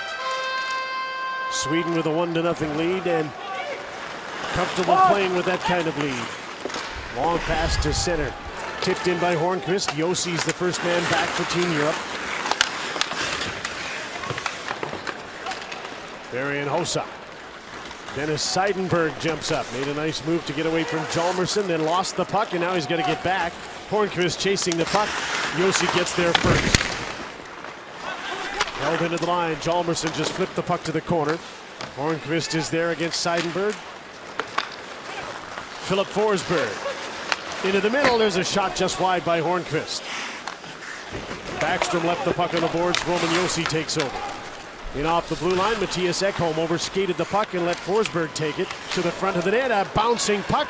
Louis Eriksson off the bench couldn't make it settle down. And Team Europe gets a chance to come out. Tatar to center. Here's Kopitar with Hossa. They're 2-on-2. Kopitar protects the puck from Stralman into the middle. Chara with a shot and a nice blocker saved by Lundqvist with a screen in front. Tatar in after the puck. Sekera in off the defense as well, so a forward's got to be back. It's Nielsen skating backwards, and Daniel Sedin's going to try and dance him. And behind the play, the whistle goes with Ekholm and Hossa after each other, mostly verbally. They're both going to get penalties. You wouldn't have picked that battle, would you? It's not really a battle. Verbal sparring between Hossa and Ekholm, and they'll continue it in the penalty box. Why, Iota. Group in Sweden. Start with Nick Lidstrom and his 4 Stanley Cups, 7 Norris trophies. Matt Sundin, a Hall of Famer, Olympic gold medalist. Danny Alfredson, 5-time Olympian who won gold in 06 and will have his number retired by Ottawa in December. And of course, Peter Forsberg, a Hall of Famer. That's a lot of knowledge in that group. These 4 had brilliant international careers. If you ask them about a memorable game, one they'll bring up is the 96 World Cup semifinal with Canada. Alfredson was the reigning Calder Trophy winner at the time. Even though Sweden lost the game in OT, it was a coming out party for the group that 8 years later would win gold in Turin, Jim. Trying to win gold here, but they're back defensively right now. The only team that doesn't have an entourage of former NHL players with them here are the Russians. Daniel Sedin. Erik Karlsson's 4-on-4 here because of coincidental penalties to Ekholm and Hossa for arguing. Henrik Sedin. Stralman's trying to get open. Hedman is, and he gets the puck. Off the boards to Stralman, couldn't control it. Dennis Seidenberg starts out. This is a 3-on-2. Seidenberg leads the way. The drop pass, Zuccarello's shot. And his Ranger teammate Lundqvist made the save. Hedman to center. Louis Eriksson. Nick Backstrom in after the puck. To Louis Eriksson. Backstrom takes over, centering pass. Stralman shot, kicked out by Halak. And a rebound is taken by Mark Streit. Anze Kopitar to center. Gaborik falling in behind him. Now he heads for the net. Ehrhoff up on the play, takes the pass. There's a chance, they score! Marian Gaborik squeaked that in just underneath Henrik Lundqvist, and this game is tied 1-1. The most end-to-end action we've seen in this entire tournament was the overtime against North America and Sweden. Well, here we get 4-on-4 instead of 3-on-3, and you get back and forth 3 different times, and this is Ehrhoff just forcing it to the middle. I'm not sure, Jim, if Gaborik even ever saw that. He had his stick on the ice, just barely got it towards the net, and like a good curling rock, it found its way through the wickets on Henrik Lundqvist. Look at the positioning in front by Gaborik and how slowly that just snuck through. Here's a great vantage point off the right side of the pad of Henrik Lundqvist and spun its way over the line. Credit Christian Ehrhoff for getting his wheels going and jumping up to get the pass from Kopitar and make the play at the net. So now a 1-1 tie. Kopitar and Ehrhoff both get assists on Gaborik's second of the tournament. Maybe Hossa should too for taking that penalty. Get a little extra ice. It forced the Swedes to play a different style, and it ends up costing them a goal. The way Lundqvist moved across the net, had Gaborik actually made solid contact with that, it wouldn't have gone in. Yeah. Henrik Sedin to Anton Stralman. The pass was in his feet. Victor Hedman. That's an icing call as Josi goes back with 2:36 remaining in period number 2. Well, a man who's looking for an NHL job this year is veteran Ehrhoff, and this is Kopitar just buying some time, and that little bit of hesitation got underneath Hedman, and aggressively, a lot of times you might hold on to that and go around the net and try to find something else. Instead, forced it into a spot, went tape to tape on Gaborik, and the end result is a big goal. A lot of the veterans now are starting to go into camps on PTOs. Tryouts. I haven't heard anything for Ehrhoff yet. Ehrhoff and this man here, Seidenberg, who's taking this one-on-one. Daniel Sedin back for Sweden at 5-on-5 here now. And Jim, you know, with this kind of a tournament, it's a great start for them. At least both are at a real high level of play and haven't looked out of place at all.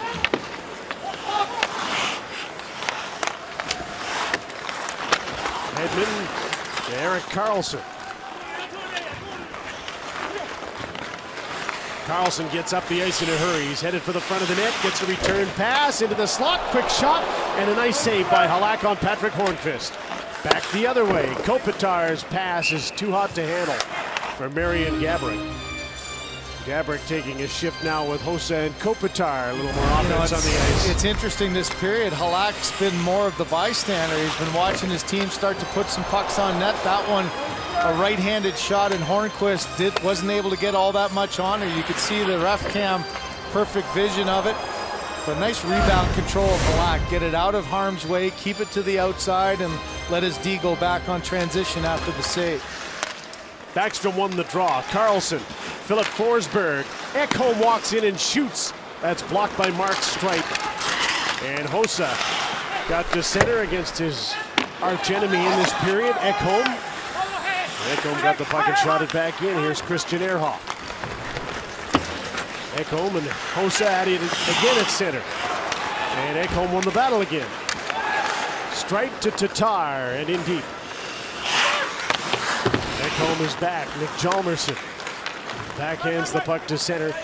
And drifting back for it is Andrei Sekera. Quickly flushed out by Patrick Berglund. Thomas Vanek. In the last minute of the second period in a 1-1 tie in the semifinal. Vanek with the steal of the puck drives the front of the net. Lundqvist is down, has no idea where the puck is, and he gets a fairly quick whistle. You have to think the message for Team Europe is get hard to the net, because there's a couple of examples now. Instead of waiting and looking for somebody on a quick turnover, Soderberg thought he had some time. So did Hjalmarsson, and a nice job of Vanek taking it hard to the net. Look at 4 Swedes back in front of Lundqvist. And for Lundqvist, he's just in desperation now, trying to stay down and make sure nothing gets underneath him like we saw in the last goal.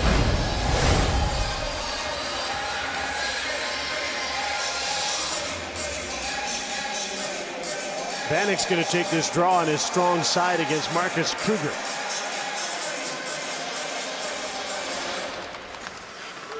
Kruger with a good second effort won the faceoff. Stallman got tangled up. Silverberg takes the puck against Pierre-Edouard Bellemare. Trying to hold it in. Yossi can't quite hold the line. Carl Hagelin advances the puck for Sweden. Jacob Silverberg skates onto it. Gets away from Seidenberg. And up the boards to Hedman at the blue line. He'll pass off to Silverberg. His shot was tipped right on, and Halak had to make a save. There's a hard shot by Hedman that missed the net by a mile. Vanek hooks the puck to center. Jannik Hansen into the middle. Silverberg takes over with 12 seconds left in the period. Roman Josi. His pass to Jannik Hansen, couldn't take it off the boards. And Hans Strålman to center. The Sedins move in. The second period comes to an end. Marian Gaborik has a goal that tied this game at 16:27 of the second period. It's 1-1, a period to go for a chance to play in the World Cup final against... Back at the World Cup of Hockey, Frans Nielsen's 11-4 on draws. Nicklas Backstrom's been the best for the Swedes on faceoffs. He has a goal in this game as well. And Marian Gaborik, Kelly, who you've always followed and liked from the Stanley Cup run in LA. Well, so here's when I'm doing my research for a game when I was a goaltender, and I'd look over the roster of the other team, I would highlight guys in my own mind that I have to be aware of whenever they're on the ice. And this guy would have been at the forefront of my thoughts going into this game for Team Europe, because he seems to be dangerous. He's got a real scorer's mindset. Whenever he feels a chance to attack, he does a wonderful job of that, Nick. You know, and this is a case in point here. You could be standing beside a guy, you could be even on top of him, but if you don't take the blade of his stick away, and Landeskog had stick on stick, but unfortunately it was the top half of his stick, not the important part, then you don't really have anyone at all. I love Gaborik because he's almost reinvented himself in many ways. When he broke in the league with Minnesota, I almost saw a Pavel Bure type of guy come at you, beat you a million ways. That part of that game is gone, but he can still find a way to put pucks in the net. And Brian, just before I go down to Scott Oak, can you show it one more time? And Daniel Alfredson joined you on the pregame show and discussed boxing out, how imperative it is to tie up the guys before the rebound. Yeah, and I'm sure the message from the box upstairs from the guys, especially Nick Lidstrom, is, again, those areas of the ice where, again, you could be standing beside somebody, but if you don't take them away and Stralman gets caught here, Landeskog, of course, we just mentioned, then this is not vintage Nick Lidstrom type of hockey, that's for sure. Scott Oak, down to you with Marion. Marion, going to the net paid off in a huge goal for you, and a couple of times after that your team drove the net. Is that the message now? Get to Henrik Lundqvist's net? Yeah, we want to make it uncomfortable for him.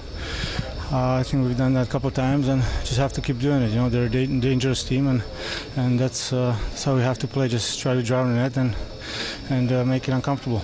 Your country, Slovakia, has had some success in the past against Sweden international hockey, but you're down to 12 players now in the NHL, so your best chance to beat Sweden is now with Team Europe. But what do you make of this opportunity, this collection of 8 nations in one team? Well, I think it's a great opportunity to make a good run at it. I mean, everybody in the room playing for the country, for the flag on the shoulder, and then for each other as well. So I think this is a good opportunity to get to another level, and we're capable of doing that. Thank you, Marion. Appreciate your time. Thank you. Okay, Scott, we got a couple of injury updates. We don't have news on Oliver Ekman-Larsson, but let's revisit that. Injured in the second period, and it's obviously a huge injury because he's such a key player for Sweden. I'm sure the Arizona Coyotes are watching it and saying, please God, don't let this be serious. It's his current teammate, Tobias Rieder, that he gets tangled with and goes down. Now, Ekman-Larsson did take 2 short shifts after this, but they were only 2 in the last 13 minutes. One thing that they did do, by the way, Ron, in the last game against North America when they were behind, was they tried Carlson and Hedman together. So I'm wondering if maybe they try that in the third period. And you too. watch that and you're thinking it could be anything from the ankle, tweaking the knee, to a groin, but that's typically, for me, a groin would be trying it once or twice out there. I hope he's okay because they need him. First NHL exhibitions are today, inter-squad games, and bad news out of Clark MacArthur. Well, Clark MacArthur he's a popular teammate. I think he only played 4 games last year because of a concussion issue. And Patrick Seeloff, who played last year in Calgary, is the guy who hits him there. And Bobby Ryan went after Seeloff. And after this was over, Chris Neal tried to also. They announced Pierre Dorion, the GM of the Senators, that MacArthur does have a concussion. I mean, it's brutal news, and you hope Clark is okay because he's battled through a lot to get back here, Kelly. So there's history here. Pat Seeloff, as you mentioned, was with Calgary, and in training camp a couple of years ago, he was doing the same thing, and it really angered the veterans, and so much so the Flames management, before camp even, they told them, be aware of this guy because this is how he plays. Now, that's an appealing style. You just don't do it to your own guys in preseason. That's ridiculous. You know what? 15, 20 years ago, that happened every scrimmage in training camp, but not today. And it should. And I can appreciate a guy trying to go out there and earn a regular job, but hey, that's what exhibition games are for. Yeah. Activating the defense, you knew it. Actually, Ehrhoff did a great job on the Gaborik goal, and clearly Erik Karlsson and the Swedes have that in their arsenal. Yeah, and this is what we're about to show you is prior to Ekman-Larsson getting hurt, and I think that kind of upset their rhythm towards the latter part of the second period. But this is what Europe expected, an active D. I thought they actually did a pretty good job of picking their spots without looking over anxious. There's Stralman pushing up on the play here. And then we saw a little bit of consistency there. You know it's going to happen with Sweden. They are looking for it. Both of them at the same time. This is Hedman and Stralman again sniffing. And this is the first goal. And this is Tatar, who I thought just did a horrible job. You know before the game that the focus is going to be to take away that active D. And Tatar let it slip. And unfortunately, it cost them the goal. But I expect to see a lot more of this in the third period because that's what they're going to have to do to push the play and win this game. Tatar's having a tough game. There's no doubt about that. He had a great rush to kickstart the attack in the first 10 seconds of this game, but it's been a tough one for him. Aerial coverage provided by Goodyear, the tire that delivers world-class performance all around the globe. Goodyear, more driven. Canada. This is Little. A steal by Sidney Crosby. He shoots. He scores. comes Kucherov, hangs on and shoots, he scores! Here's Kuznetsov, the centering pass, Tellegen shoots, he scores! Crosby with some speed, drop pass, here's Marchand, shoots, he scores! 3-2 Canada, loose puck, Corey Perry scores! All right, breathe Canada. Tavares on the left wing, stand close to the net, Tavares hangs on, shoots, he scores! Canada on home ice will play in the World Cup of Hockey best of 3 final. Sidney Crosby off the charts. That performance of their line, 16 points now, 8 goals in the tournament thus far. Canada hosts either Europe or Sweden beginning Tuesday evening, 7:30 pre-show and an 8 o'clock start here at Air Canada Centre for that best 2 out of 3. Over to the Rogers Fan Hub now and Tara Sloan. Tara. Ron, an absolutely glorious day here at the Fan Village for the final viewing party as the gates here do close this evening after 10 fantastic days, but not before one final treat for fans on the stage behind me at 5 o'clock today. A conversation with the great one himself, Wayne Gretzky, with Sportsnet's own Christine Simpson. And for viewers across the country, of course, it is Canada versus Team Europe or Team Sweden in the final. You can watch that on CBC or from anywhere with Rogers NHL Game Center Live. Now, if you don't mind, I'm going to enjoy the sunshine, and I'll see you Tuesday. Ron, back to you. Right. Tara, and the whole fan activity moves over to Air Canada Centre at MLSE Square. They'll set up the Fan Village, so you can join us for that. This was amazing. Coming into the rink, as he always does, Erik Karlsson opens the door for Nick Backstrom, and it works. Here's the first goal of the game. 1-1 through 2 in semifinal number 2 at ACC. Resume that includes 3 years as a defenseman at St. Cloud State in the 90s and 2 years of roller hockey with the Phoenix Cobras. He was an assistant coach in Sochi where Sweden lost to Canada in the gold medal final. His take, Swedes were hard-pressed having Henrik Sedin lost before the tournament, Henrik Zetterberg after the first game, Nick Backstrom before the final. 3 world-class centers gone. 2 of the 3 they have here, which will increase Sweden's chances if there's an Olympic rematch in the World Cup final. But Team Europe is in the way right now, Jim. So there are 10 countries left in the World Cup, and there might be 2 in the final, there might be 9. Quick shot there and a great chance, they score! Thomas Tatar! 12 seconds into the 3rd period, Team Europe has the lead 2-1. Just a shocking start here for the Swedes right off the faceoff. They win the draw, they're under control. Chance to go up ice and a quick turnover by Forsberg. Hedman a little bit too quick getting up ice, and then you saw from that angle there how difficult it was for Henrik Lundqvist to find this puck through the feet of Stralman. A late reaction, unable to grab it, and then lost his balance in a heads-up play.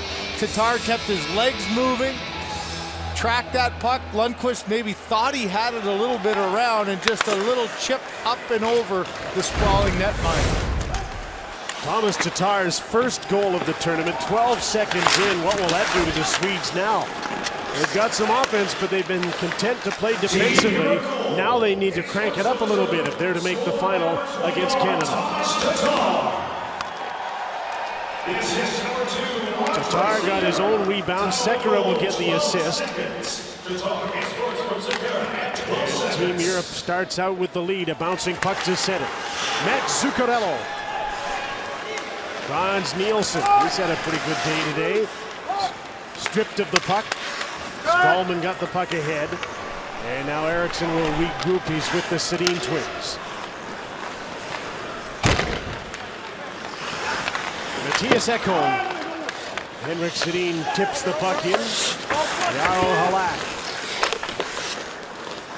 Now can Halak shut the door? Here's Karlsson. Slap pass to the other side of the ice. Post is there. He's got Tatar breaking through center. And he couldn't hit him with a pass. Instead, it's an icing call. You know, the game just gets started. The period, you're trying to focus on the puck. You get your game ready to go. But this is that shot. Look right through. It might have even tipped a little bit. For a split second, Lundqvist looked like he looked into his glove thinking he might have had it. And that late reaction allowed Tatar to get it up and over him. And you see that reaction. He knows how important that goal is. just a surprise attack all around. Absolutely. And not even just the strength of that shot, but the fact that Tatar walked right around Strawman and beat him to that loose puck too must have surprised Lundqvist. Might have surprised Tatar that it was even there. I guess Lundqvist had a little trouble picking that up because it came through Strawman, hit him in the glove. It looked like it hit him in the head. Here's a chance in front, and right there was Carl Soderberg. Halak down and moved the puck away. Tatar's back, gets the puck deep. Erik Karlsson. Soderberg missed the puck at center. Christian Ehrhoff. Right here. Thomas Tatar. As Kopitar with him, 1-on-5 right there at the blue line. The Swedes got the puck back and dump it in, and they're changing. 2 minutes into the third period. Jannik Hansen with a tip. Belmar with a shot off a skate and wide. Belmar right after Erik Karlsson. And the puck deflected off the glass, out of play. Well, we'll see now if the pressure comes back on Jarl Halak. That second period was not nearly as busy here. A nice one battle down low, cycle it. And the one thing the Swedes need to do is put pucks to the net. Soderberg just lost his balance there, wasn't able to get a good rebound. The rebound goal by Backstrom in the second was a byproduct of getting the puck to the net, and I'm sure that's got to be the strategy going forward. Shots in the second as Vanek shoots wide. We're 15-9 Team Europe. Ehrhoff back, Silverberg's on him. Mark Streit. Double team along the boards, and now he gets some help from Belmar. Kruger with a centering pass. Mark Streit was there for Team Europe. Up the board, Silverberg holds the puck in. Hagelin's trying to get a hold of it. Streit off the stick to a teammate. Belmar to Jannik Hansen. He was standing still, so he can't get away here at center. Silverberg in a battle with Belmar. Hedman off the bench. Gets a return pass from Mattias Ekholm. Tip in. Chara is back. Tobias Rieder just hit it. Leon Draisaitl takes over. Rieder driving towards the net. Up late comes Nino Niederreiter. Swedes get the puck and out they go to center. Zdeno Chara, the center, intercepted. In comes Patrick Hornqvist, takes the shot. Halak the save, and he covers up the rebound before Philip Forsberg could get to it. Well, there's what the Swedes need, that transition. Try to block some passes through the neutral zone. You heard Daniel Alfredsson say that the neutral zone would be critical for the Swedes, and right there, a good example of that. I say now you look to your leadership, bro. You showed up in the box, Matt Sudnin and Nick Lidstrom, Daniel Alfredsson. Well, the Sedins are the most experienced here, and this is like so much of the pressure on the shoulders of the captains of these teams. It's Henrik and Daniel, captain, assistant captain, that need to come through now. Off the draw, Karlsson gets the puck. Louis Eriksson, the third member of this forward line, plays it in. Henrik protects the puck.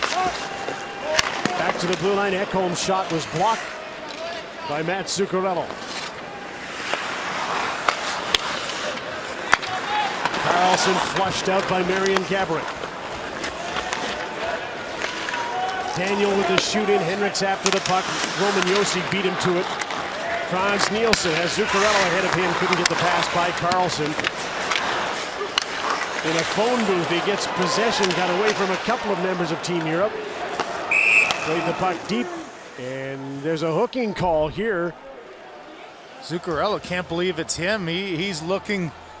It was all Erik Karlsson, though, both defensively. He made a great read defensively and able to hold on, and then he draws this penalty. Let's have a look. We saw just a little can opener. Wow, one hand. There's an opportunity for Sweden there. That is it. That is one that we saw Hossa earlier go into the crowd. Similar thing not called. That's a tough one to take. So a third power play on the afternoon for Team Sweden. And a big one. And Ralph Kruger naturally goes to his top penalty killers, Sekera, Chara, Kopitar, and Hossa.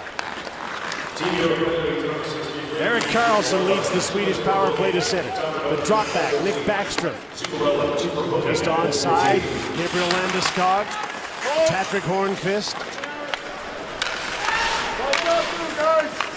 Backstrom. Forsberg's lined up over on the other side of the ice for the one-timer. Karlsson takes it. Halak made that save. Karlsson again, fakes. Forsberg takes. That was blocked. Sekera's trying to find the puck. Hornqvist got it first. Forsberg to Karlsson. Forsberg again couldn't one-time it, but he rips a shot that went off a stick and wide. Karlsson again, great battle in front of the net. Sekera and Hornqvist. Backstrom gets a return pass. Karlsson whips a shot. That's blocked by Kopitar. And the puck is cleared by Hossa. They've killed a minute of the Zuccarello penalty.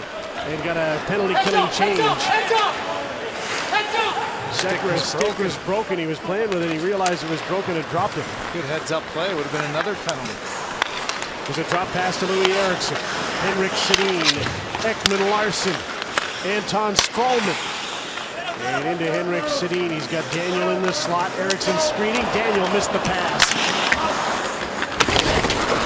Chara takes the man. Belmar takes the puck and he drives it down the ice with 20 seconds to go in the Zuccarello penalty.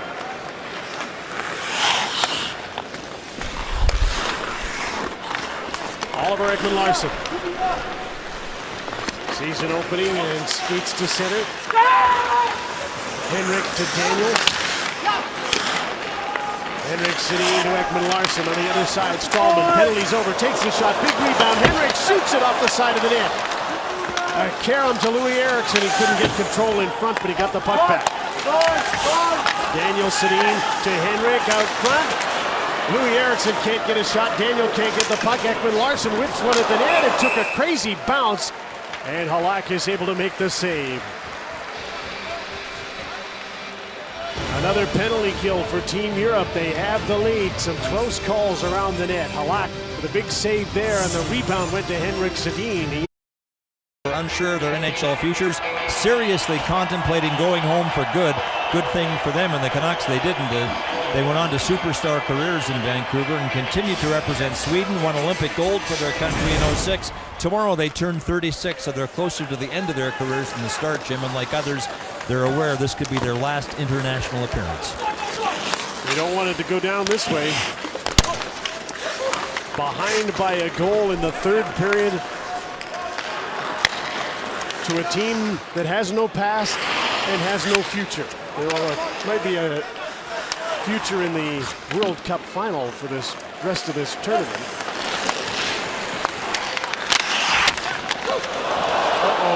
Karlsson fell down. Nice recovery. The hand pass stops the play. He's lucky that they didn't get away. Zuccarello looked like he was away to the races. And he's lucky he didn't get a penalty for grabbing it too. Like, you could have had an absolute breakaway. Gets a little bit of a fortunate bounce, but watch this. I mean, that's a penalty. You can't grab it off your body. He was shielded maybe by the official. He's going back saying, man, I got away with one there. Got a lucky break and then another one with no call.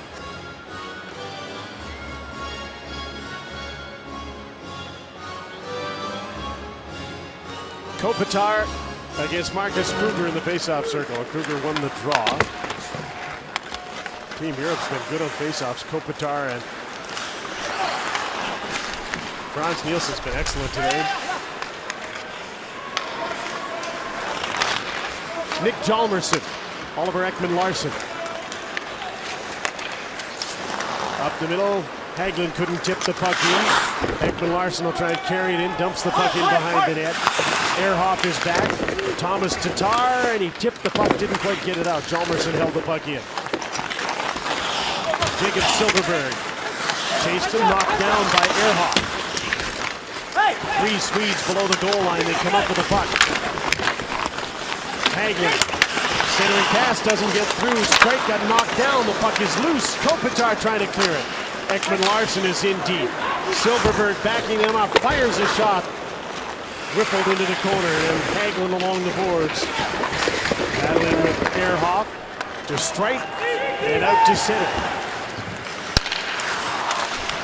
The lane is cut off and the Swedes can't get back into the attacking zone. There's a much more aggressive shift though by the Swedes, forcing themselves to pinch down with their D. And right now, all the practices that Team Europe has had with those D zone coverage will really be important right now.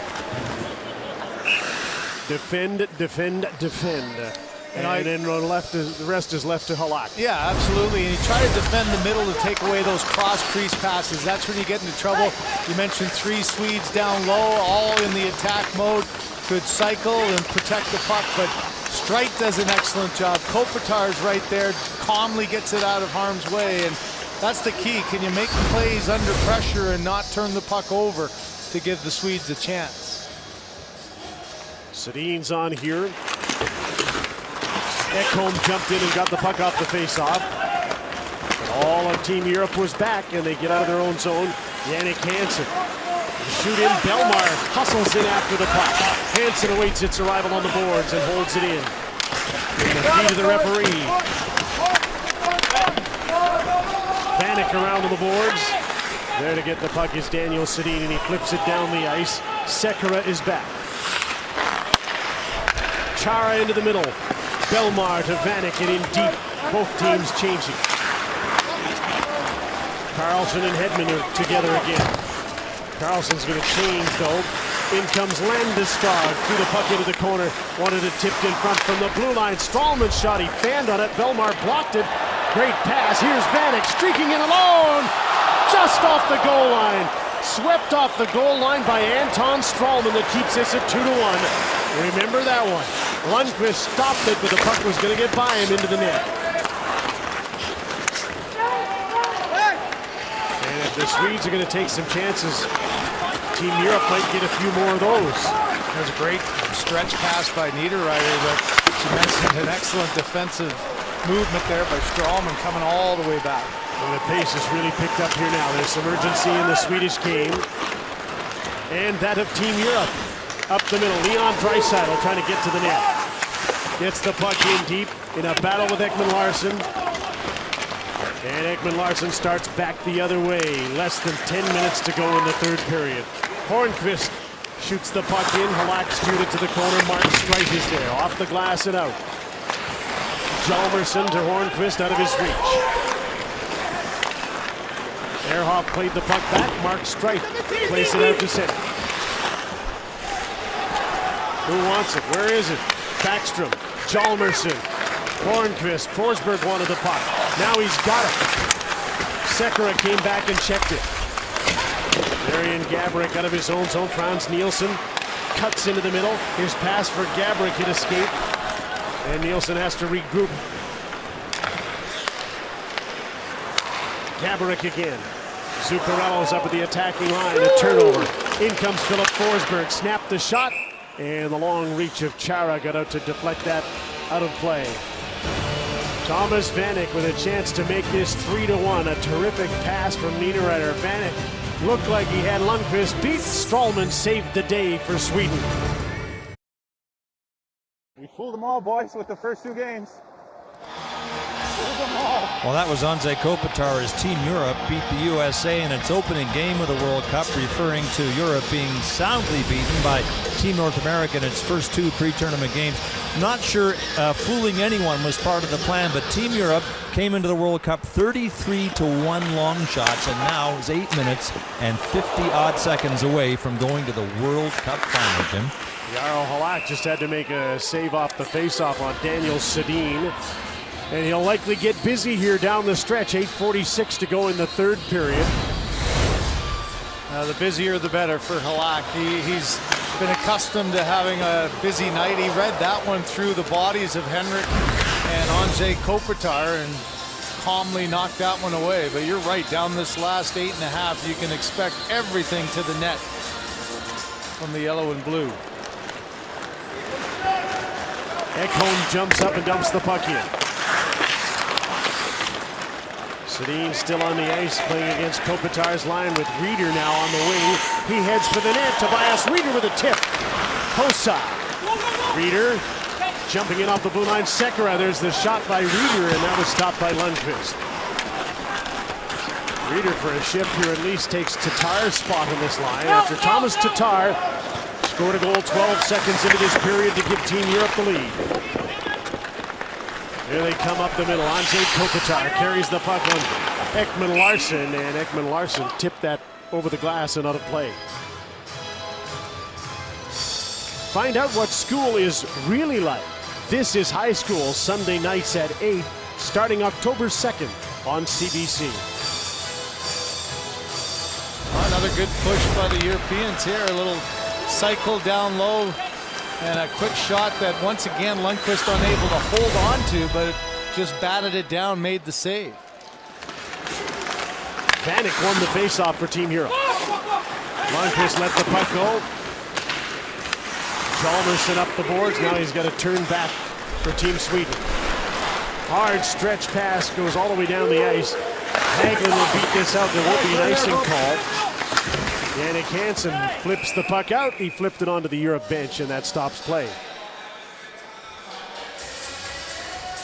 Well, you play defensively all through the tournament. There is a risk that when you try and crank it up, Craig, that you can't get any offense going. They've been content. They've played with the lead most of this tournament, and they played exactly the same way, and now they got to come out of that defensive shell. I would ask again, like you've talked about from the beginning, okay, does it start from your back end? Karlsson now comes out here for Team Sweden. Do you see more of the Karlsson we see in Ottawa, where it doesn't really matter the danger zone, you just risk reward, get out there and jump up on everything and try to create a scoring chance? Well, we better see a little more of that, or we won't see any more of him.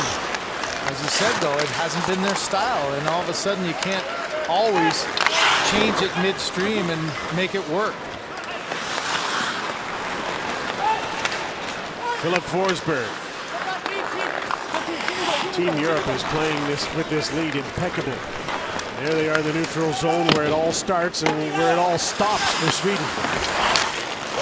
Forced to shoot the puck in, and then it comes right back out. Here's a loose puck in front. Backstrom couldn't bury it. Did Hawk get a piece of that, or did he just miss? I think he just missed, but there's a great example of what you're just talking about. Wait for the chance. Zuccarello straight up the middle. He got checked. Now here's Erik Karlsson. Headed straight for the net. Soderberg tried to feed him the puck. Went right to the corner. Hedman and Karlsson playing together here now. Two big offensive defensemen. Marian Hossa takes the puck deep for Team Europe. Kopitar follows it. Tatar is back with them. Hossa off the side of the net.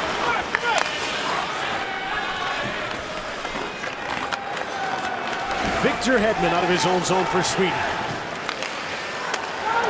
Missed on the pass, and an icing call against Sweden, and Hedman slaps his stick on the ice in anger. Well, you hope that pressure comes with some turnovers. You mentioned Euros have done a pretty good job of keeping it to the outside, but here's your problem. You see how the puck is just standing up on end, and Backstrom doesn't get anywhere near the kind of shot that he wants. A little bit of bad luck. He just put his head down and tried to bury it as hard as he could, but couldn't control it because it was standing on end. Swedes forced to dump and chase because of the way the Europeans are playing in the neutral zone. See what happens here. The Europeans come back and take the puck, and a back check from Vanek. Chara lays it into the corner. Jannik Hansen got in and got the puck first. Belmar's in front of the net. No blind centering passes here. He just wants to make sure he keeps the puck. Trying to stick handle into traffic to the front of the net. Belmar takes over on a great time-eating shift here. Chara pinches down the boards. This is the Sedins pinned in their own zone. Ekman Larsson gets out to center. The Sedins just coming on here now. Patrick Berglund wide of the net. Ekman Larsson fires a wild shot wide of the net. Hjalmarsson chased back to center. Steps up to the blue line and passes off. Louis Eriksson with a shot. Halak reels that in after he made the save and gets the clock down to 5:21 left in the third period. Team Europe Yes, Team Europe with the lead in the semifinal of the World Cup. And lost 4-3. Vladimir Kopat with the winning goal hit Tommy Salo in the head and went into the net. Sweden was out. 5:21 to go here, but a loss by Sweden in this game would rank up there with what happened in 02, Jim. All because of a surprise attack 12 seconds into this period from Thomas Tatar. Got his own rebound. I think that puck hit Lundqvist in the head too after it hit his glove. Well, a lot of talk before this faceoff by both teams. Set play to the front of the net. Ekholm with a shot. He ripped it just wide of the net. Daniel Sedin to Louis Eriksson. Henrik Sedin back to Daniel. Protects the puck and plays it back to Henrik. Backhand pass to the front of the net. Tipped away. And Gabrick gets the puck out, hit by linesman and back in over the line. Mattias Ekholm plays the puck back. Under 5 minutes to go, third period. Louis Eriksson off the boards. Henrik Sedin, Daniel Sedin. Puck's knocked out of the air by Frans Nielsen, not out. Ekholm with a shot. Blocked by Zuccarello. Henrik Sedin off the boards. Karlsson with a shot. He scores!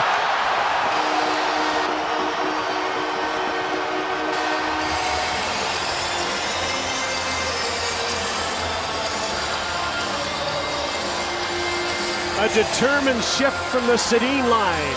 And Erik Karlsson with a seeing eye. Low shot from the point. It's a 2-2 tie. What you see on this entire shift is the white sweaters just staying in a unit of 5 in the middle. That opens up all the kinds of ice on the outside. The Swedes kept rotating the puck from side to side, keeping it in at the point. And another great reminder, it's not always how hard a shot, just a little deflection there in front. Traffic in front of Halak, this is what he sees. He's got body out high, and I think that's Eriksson who got a piece of that one, Jim, and it went up and over. Eriksson or Josi? We'll find out soon enough. It definitely hit someone, though, and jumped up. Big goal nonetheless. And a 2-2 tie. Race for the puck here. There's Tatar again. Maybe he's obviously trying to get his team ahead once more. Thomas Tatar again has a look around. Ehrhoff. Credited to Erik Karlsson for now anyway. 15:28, the time of the goal. Let's have a super slow-mo look at just a little variance and change. I think it's Josi's stick.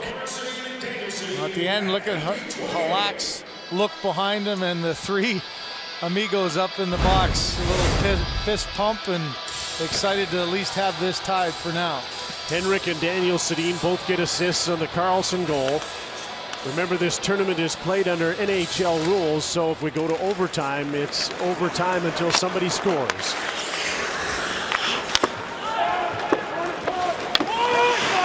Henrik Lundqvist got caught out of his net.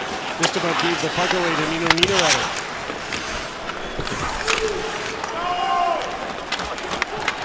Silverberg chasing after Christian Ehrhoff.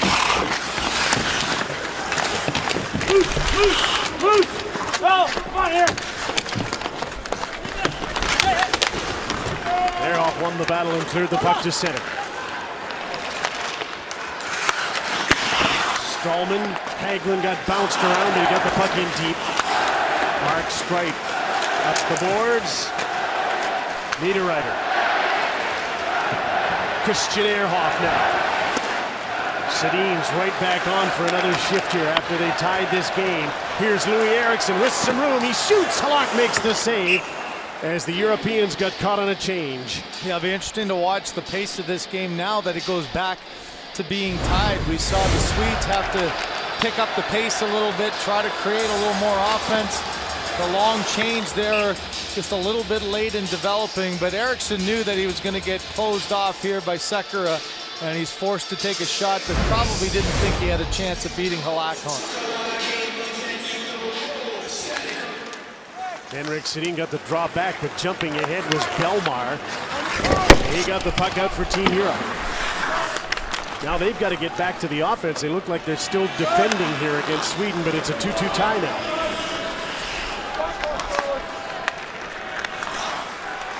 Daniel Sedin. Henrik got the puck from Louis Eriksson. Belmar came over, and Henrik's trying to get a hold of this loose puck. Zdeno Chara. Belmar, Hansen, and Vanek through center. Long shot on Lundqvist. And the Swedes are regrouping in their own zone. Both teams are changing. Frans Nielsen's line has come on against Nick Backstrom's. Shoot in Hornqvist, races in after the puck. Josi bunted that to Dennis Seidenberg. Roman Josi. His area pass. Ekman Larsson is there for Sweden. He just throws the puck back into the neutral zone. Hornqvist has got a step. Gets the puck to Philip Forsberg. Backstrom. Here's Forsberg, takes a shot. Black steered that aside. Hornqvist. Philip Forsberg makes a move. Puck is loose. Zuccarello pounces on it and starts out for Team Europe. Marian Gaborik, 2-on-2 battle. He gets the puck deep. Hjalmarsson and Zuccarello. Gabe Landeskog pushes the puck ahead. Marcus Kruger dumps it in. Gets in after it. Landeskog follows him. Silverberg is there. Chara is back. Sekera. Landeskog fell. That allows Chara to get away. Hossa at center. Couldn't get a pass through. Thomas Tatar moves in. Stops. Feeds Chara. Screen shot. Lundqvist had been bumped by Hossa. That shot hit the net. It might have gone in, and we'd have a big argument. Last minute, third period, 2-2 tie in the semifinal. The winner meets Canada in the best-of-3 World Cup final. Seidenberg hard off the boards, knocked down, and he gets the puck again. Henrik Sedin took it away, but couldn't control it. Josi to center, dumps the puck in. Belmar flies in after Victor Hedman. Louis Eriksson out to center. Dennis Seidenberg. Henrik Sedin right on him. Seidenberg had his pocket picked. Henrik Sedin trying to feed Daniel, and that was tipped before it got there. Henrik Sedin hangs onto the puck. Daniels at the side of the net. In comes Ekholm with a shot, and Halak makes the save. And the Sedins just about engineered the game-winning goal in the dying seconds. And Henrik Sedin just talking to himself there. He can't believe he didn't get that one. Here's a good chance where you mentioned the little bump. That would have been a very interesting call. It was the last minute of play. Would have been a league-generated review. Seidenberg got caught, came back, and Henrik passes up the shot. But once again, the cycle down low. Belmar loses his post. And then Halak with one last great save. One last face-off with 5 seconds on the clock. They win it. Karlsson shoots the puck, and it's into the corner, and he flexes his stick. He's angry at his twig. They got the draw and got the chance, but couldn't get the goal. And so Sweden and Team Europe are tied 2-2 through 3 periods. It's overtime to decide who's going to the World Cup final. Karlsson got the goal to tie it at 15-28. Europe, thanks to Henrik Lundqvist. Kelly? What a save off Vanek. Now, Vanek is one of the guys that when you scout guys, you figure out what they might do in certain situations. To me, he always goes high glove if he can, and he's got that short stick, but he's able to get in really tight and roof it. So Lundqvist must have recognized that, and you can see Lundqvist initially had held up his glove a little bit higher. I'm sure to Vanek's eyes, he's like, I can't do what I'd like to do there normally. Kelly, if we go back to the pre-tournament games, he did score a goal on Lundqvist. He tried to go with the exact same spot. Yeah. Tatar obviously with a rocket to the glove, and he got his own rebound. So an amazing, after saying he was struggling, he had a great start to the game, and he had a great start to that third period. Erik Karlsson, though, came to the rescue. Okay, so Karlsson with the point shot, and John Shannon was here visiting with us just prior to the goal going in, and he said that he predicted that Karlsson was going to be the guy that getting the goal. And Josi, of course, for whatever reason, all players just feel the need to get their stick on a puck, and in this case, it creates a game-tying goal, and you feel badly for Halak, because, man, had he ever played well.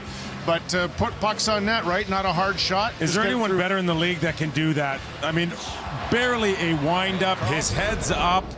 He puts it right in the spot that he wants to. A fortunate or unfortunate break for Europe, depending how you look at it. You know who's great at it is Daniel Sedin, but he doesn't often get to play the right point, and he sure won't on this particular team. By the way, good news on for Phoenix. Oliver Ekman-Larsson played a regular shift in the third period, so Sweden can rotate all three of their defense pairs as they see fit. Yossi, by the way, he probably won't come off the ice in overtime. He's already played 28 minutes. Kelly, you'd have called a penalty? Yeah, well, first of all, if you miss a slight infraction like a hook or a slash, I'm okay with that. But when Team Europe is leading 2-1, Carlson falls down his own zone, and he grabs the puck and throws it. Come on, you got to call that. I mean, even though we're hoping for drama and so on, but that is a penalty. That gives Team Europe an opportunity to go on a power play and maybe seal the deal at 3-1, and I don't get that one. I mean, I can take a lot, a slash, like I said, Nick, or if it goes both ways, no problem, but that's got to be called. Closing your hand on the puck is closing your hand on the puck, right? Right. I agree. Tatar stomped on a stick earlier in the game. Craig pointed that one out. So there. Yeah. It all works out in the wash. Yeah. The defense, just the fact that Well, Team Europe... we expect the offense and a Carlson goal late in the game. I mean, that's a given when you look at the depth of the Swedish blue line. But I look at this Europe blue line, and you're sitting there going, okay, there's Roman Josi and everyone else, but look who provides the offense on their first goal, Christian Ehrhoff. And here's to open up the second goal. And this is Sekera stepping up, and I think makes a huge play to turn the puck over and allow Tatar to go in there and get the goal. And I'm sitting there going, we expect it out of Roman Josi, but I think the rest of the guys have done a terrific job of munching minutes without being detrimental. That's not an easy thing to do, but again, to Ralph Kruger's system, they've bought in, and they're getting the job done. Another guy that's important to that system, sorry, Elliot, is Halak, and the great work he's done. He's made 34 saves, quietly effective.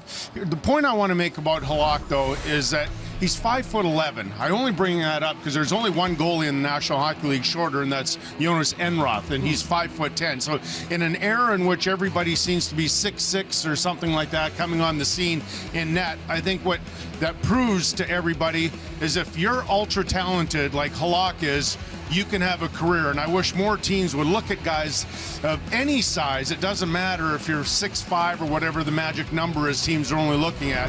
I think it does a disservice to guys like Halak and others that are talented. It's interesting. We've all had these stories here from general managers. I know of one team, nobody under 6'2".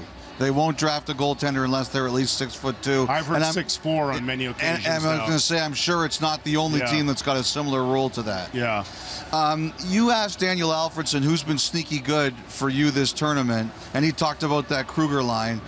A guy I've really been impressed with is Bellemare, the French player who's playing for Europe. And he told a story about at the end of last season, he had his exit interview with the Flyers, and both Dave Hextall and Ron Hextall told him the same thing. And I think he had 7 goals last year, and he said they told him all but one of them were right from the front of the net. And they said, look, this summer, we want you in the mentality when the puck drops or it goes into the offensive zone, you go right to that net. And he has been so good everywhere around the ice, and there he is in that position.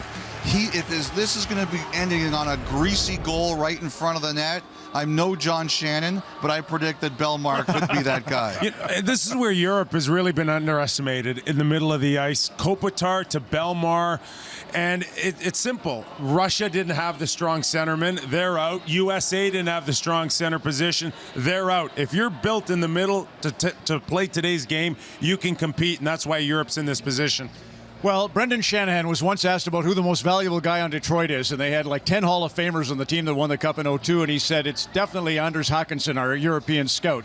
He comes from Munkfors in Sweden. Another player from that town is Tommy Bergman, who is the scout for the Toronto Maple Leafs that brought in Komarov, brought in Kuhlman, has brought in Nylander, of course. There he is when he broke into the NHL with Detroit. So this idea of Swedish defensemen in Detroit's not new. 1972, he came to the NHL.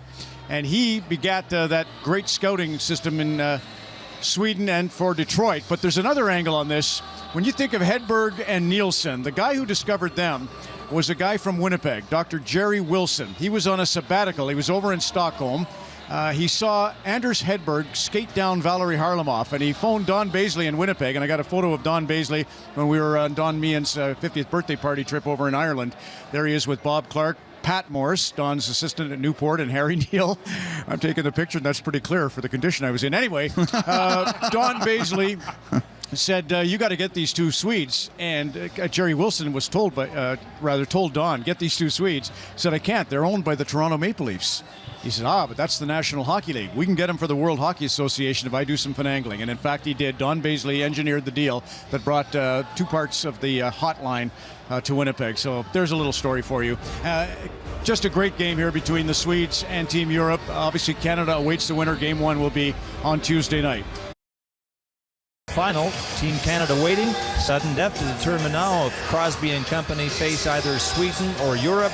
Aerial coverage provided by Goodyear, the tire that delivers world-class performance all around the globe. Goodyear, more driven. Henrik Lundqvist gave up 8 goals on 36 shots in 2 pre-tournament games. 34 years old, all sorts of questions as to whether he could do it in the World Cup. More questions when he missed Game 1 with the flu. Then he entered the tournament with a shutout against Finland, and he held off Team North America to get Sweden a point in regulation in the next game. Then, this save on Thomas Vanek on a breakaway in the 3rd period.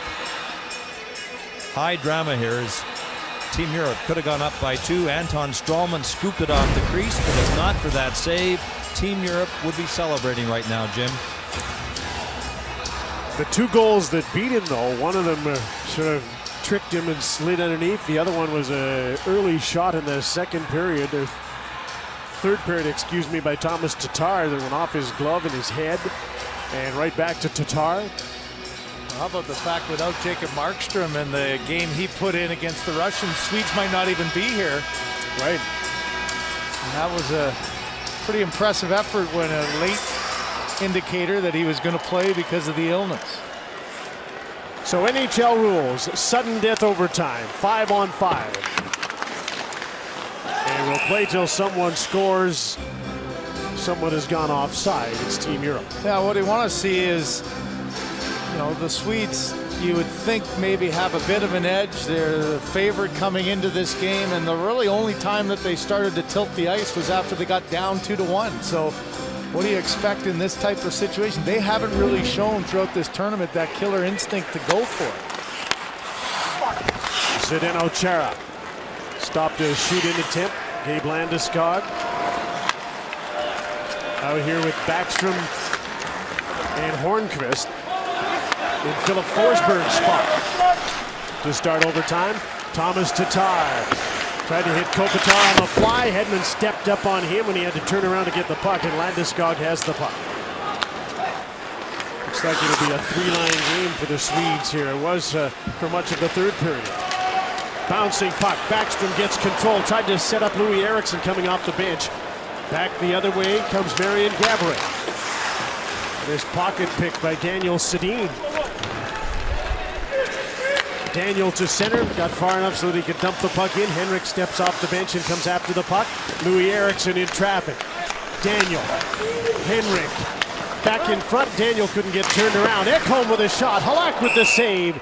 And he stops play as the Sedins look like the best bet to win this game for Sweden. They did at the end of the 3rd as well. I think the mindset has to be, though, a little more aggressive to get the puck to the net. So often we've seen the great movement to the outside that gets boxed out. There's an opportunity, you can see from your ref cam again, to come in from the point, and if that rebound is there, Louis Eriksson has pretty good positioning on Seidenberg. Instead, Halak able to hold on. Henrik was barking out some orders before this face-off again. He's got to play. Carlson off the draw, lobbed the puck in behind the net. And the Europeans were able to clear it. Erik Karlsson to Henrik Sedin. Watched by Belmar. Mattias Ekholm to Erik Karlsson. Up the middle, Daniel tried to tip that in. Guess he did get a piece of it. In the midst of a change, Henrik stays late. Louis Eriksson's in front of the net. So is Carl Hagelin. Henrik turns again, trying to get away from Seidenberg. Hagelin comes in to help. He's crunched against the boards by Belmar. And Roman Josi, who's played over 28 minutes in this game, lugs the puck to center. Trying to pull away from Silverberg. Can't do it. Thomas Vanek out of that scrum. Advance the puck so he can make a change. Carlson wants to take advantage. Hagelin. Silverberg. Niederreiter is down on the ice. So is Hagelin now. And Mark Streit shoveled the puck to center. Oliver Ekman-Larsson. Hjalmarsson. Swedes break out again. Streit stopped the puck and the advance momentarily. Hagelin back in. Halak into the corner. Hornqvist has just come off the bench. For the Europeans, Toby Reeder, he got checked at center. That's close to interference too by Hjalmarsson after the puck had been dumped in.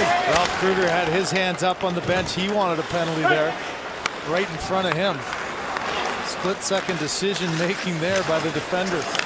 Hjalmarsson made that play, now chips the puck to an open side. Andrej Sekera. Zdeno Chara, rink wide. Marian Hossa, checked by Ekman-Larsson. Backstrom in a battle with Kopitar. Up the boards to Hornqvist. Tangled up with the linesman. Here's a 2-on-1. Backstrom shoots the rebound. Cleared away by Sekera. From the blue line, Strawman holds the puck in.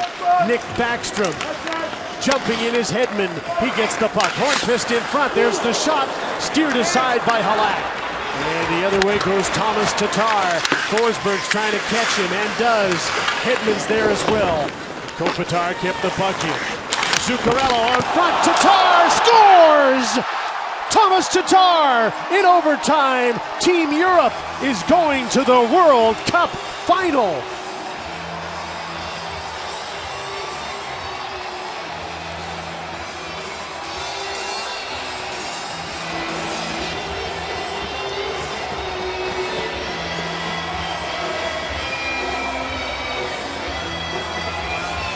What a celebration. Team Europe goes to the final. 9 countries, not just 2, will play in the World Cup final. And Jim, the officials here are telling everybody to wait. It's the overtime, so it's reviewed automatically. And this one was a bang-bang play at the net that hit the skate of Tatar at one place. I thought he was able to get his stick on it going in. When the pass came across, it went off his skate, off of Lundqvist, and I think the rebound went off. At one end, you see Jaro Halak with an excellent save.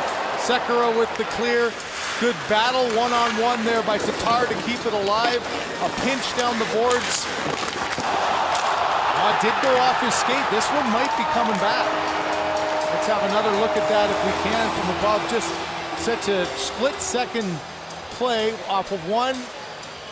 And it did go off his left toe and go in after. Now the question is, was it a kicking motion? Was it a kicking motion or did it just deflect? Because he gets his stick on it, and oh boy. On the ice stands, we have a good goal. It is a good goal. Didn't take long to review that, and the celebration can pick up again because the Europeans had a huge celebration in the corner, and now they have another one. Boy, we've seen some close calls before, and that one, to me, was as close as you're going to get. No kicking motion is the call, and a huge step for Europe. The team with no future lives to fight a potential another 2 out of 3 days. Thomas Tatar, an early third period goal that just about won it. And in overtime at 3:43, the Slovak scored the goal that has given Team Europe an improbable trip to the World Cup final to play a best of 3 against Canada.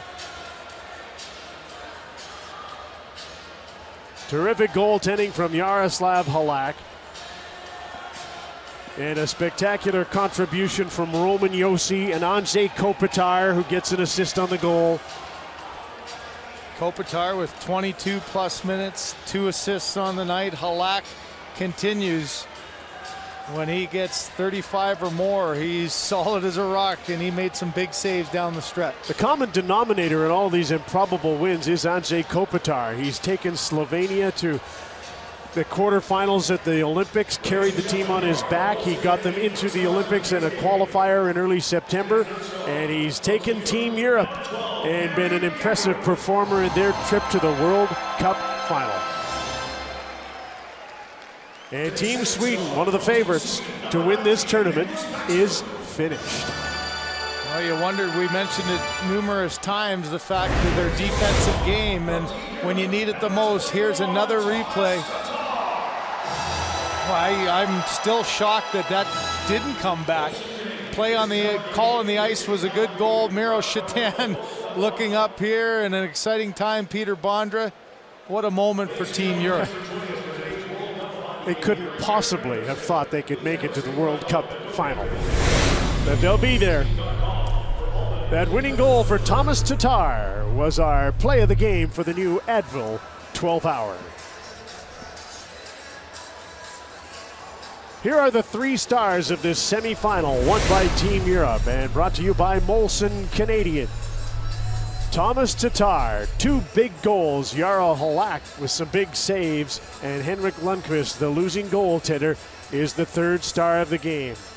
Who had Team Europe in the pool when this all started? It's amazing. They're headed for the World Cup final, Ron.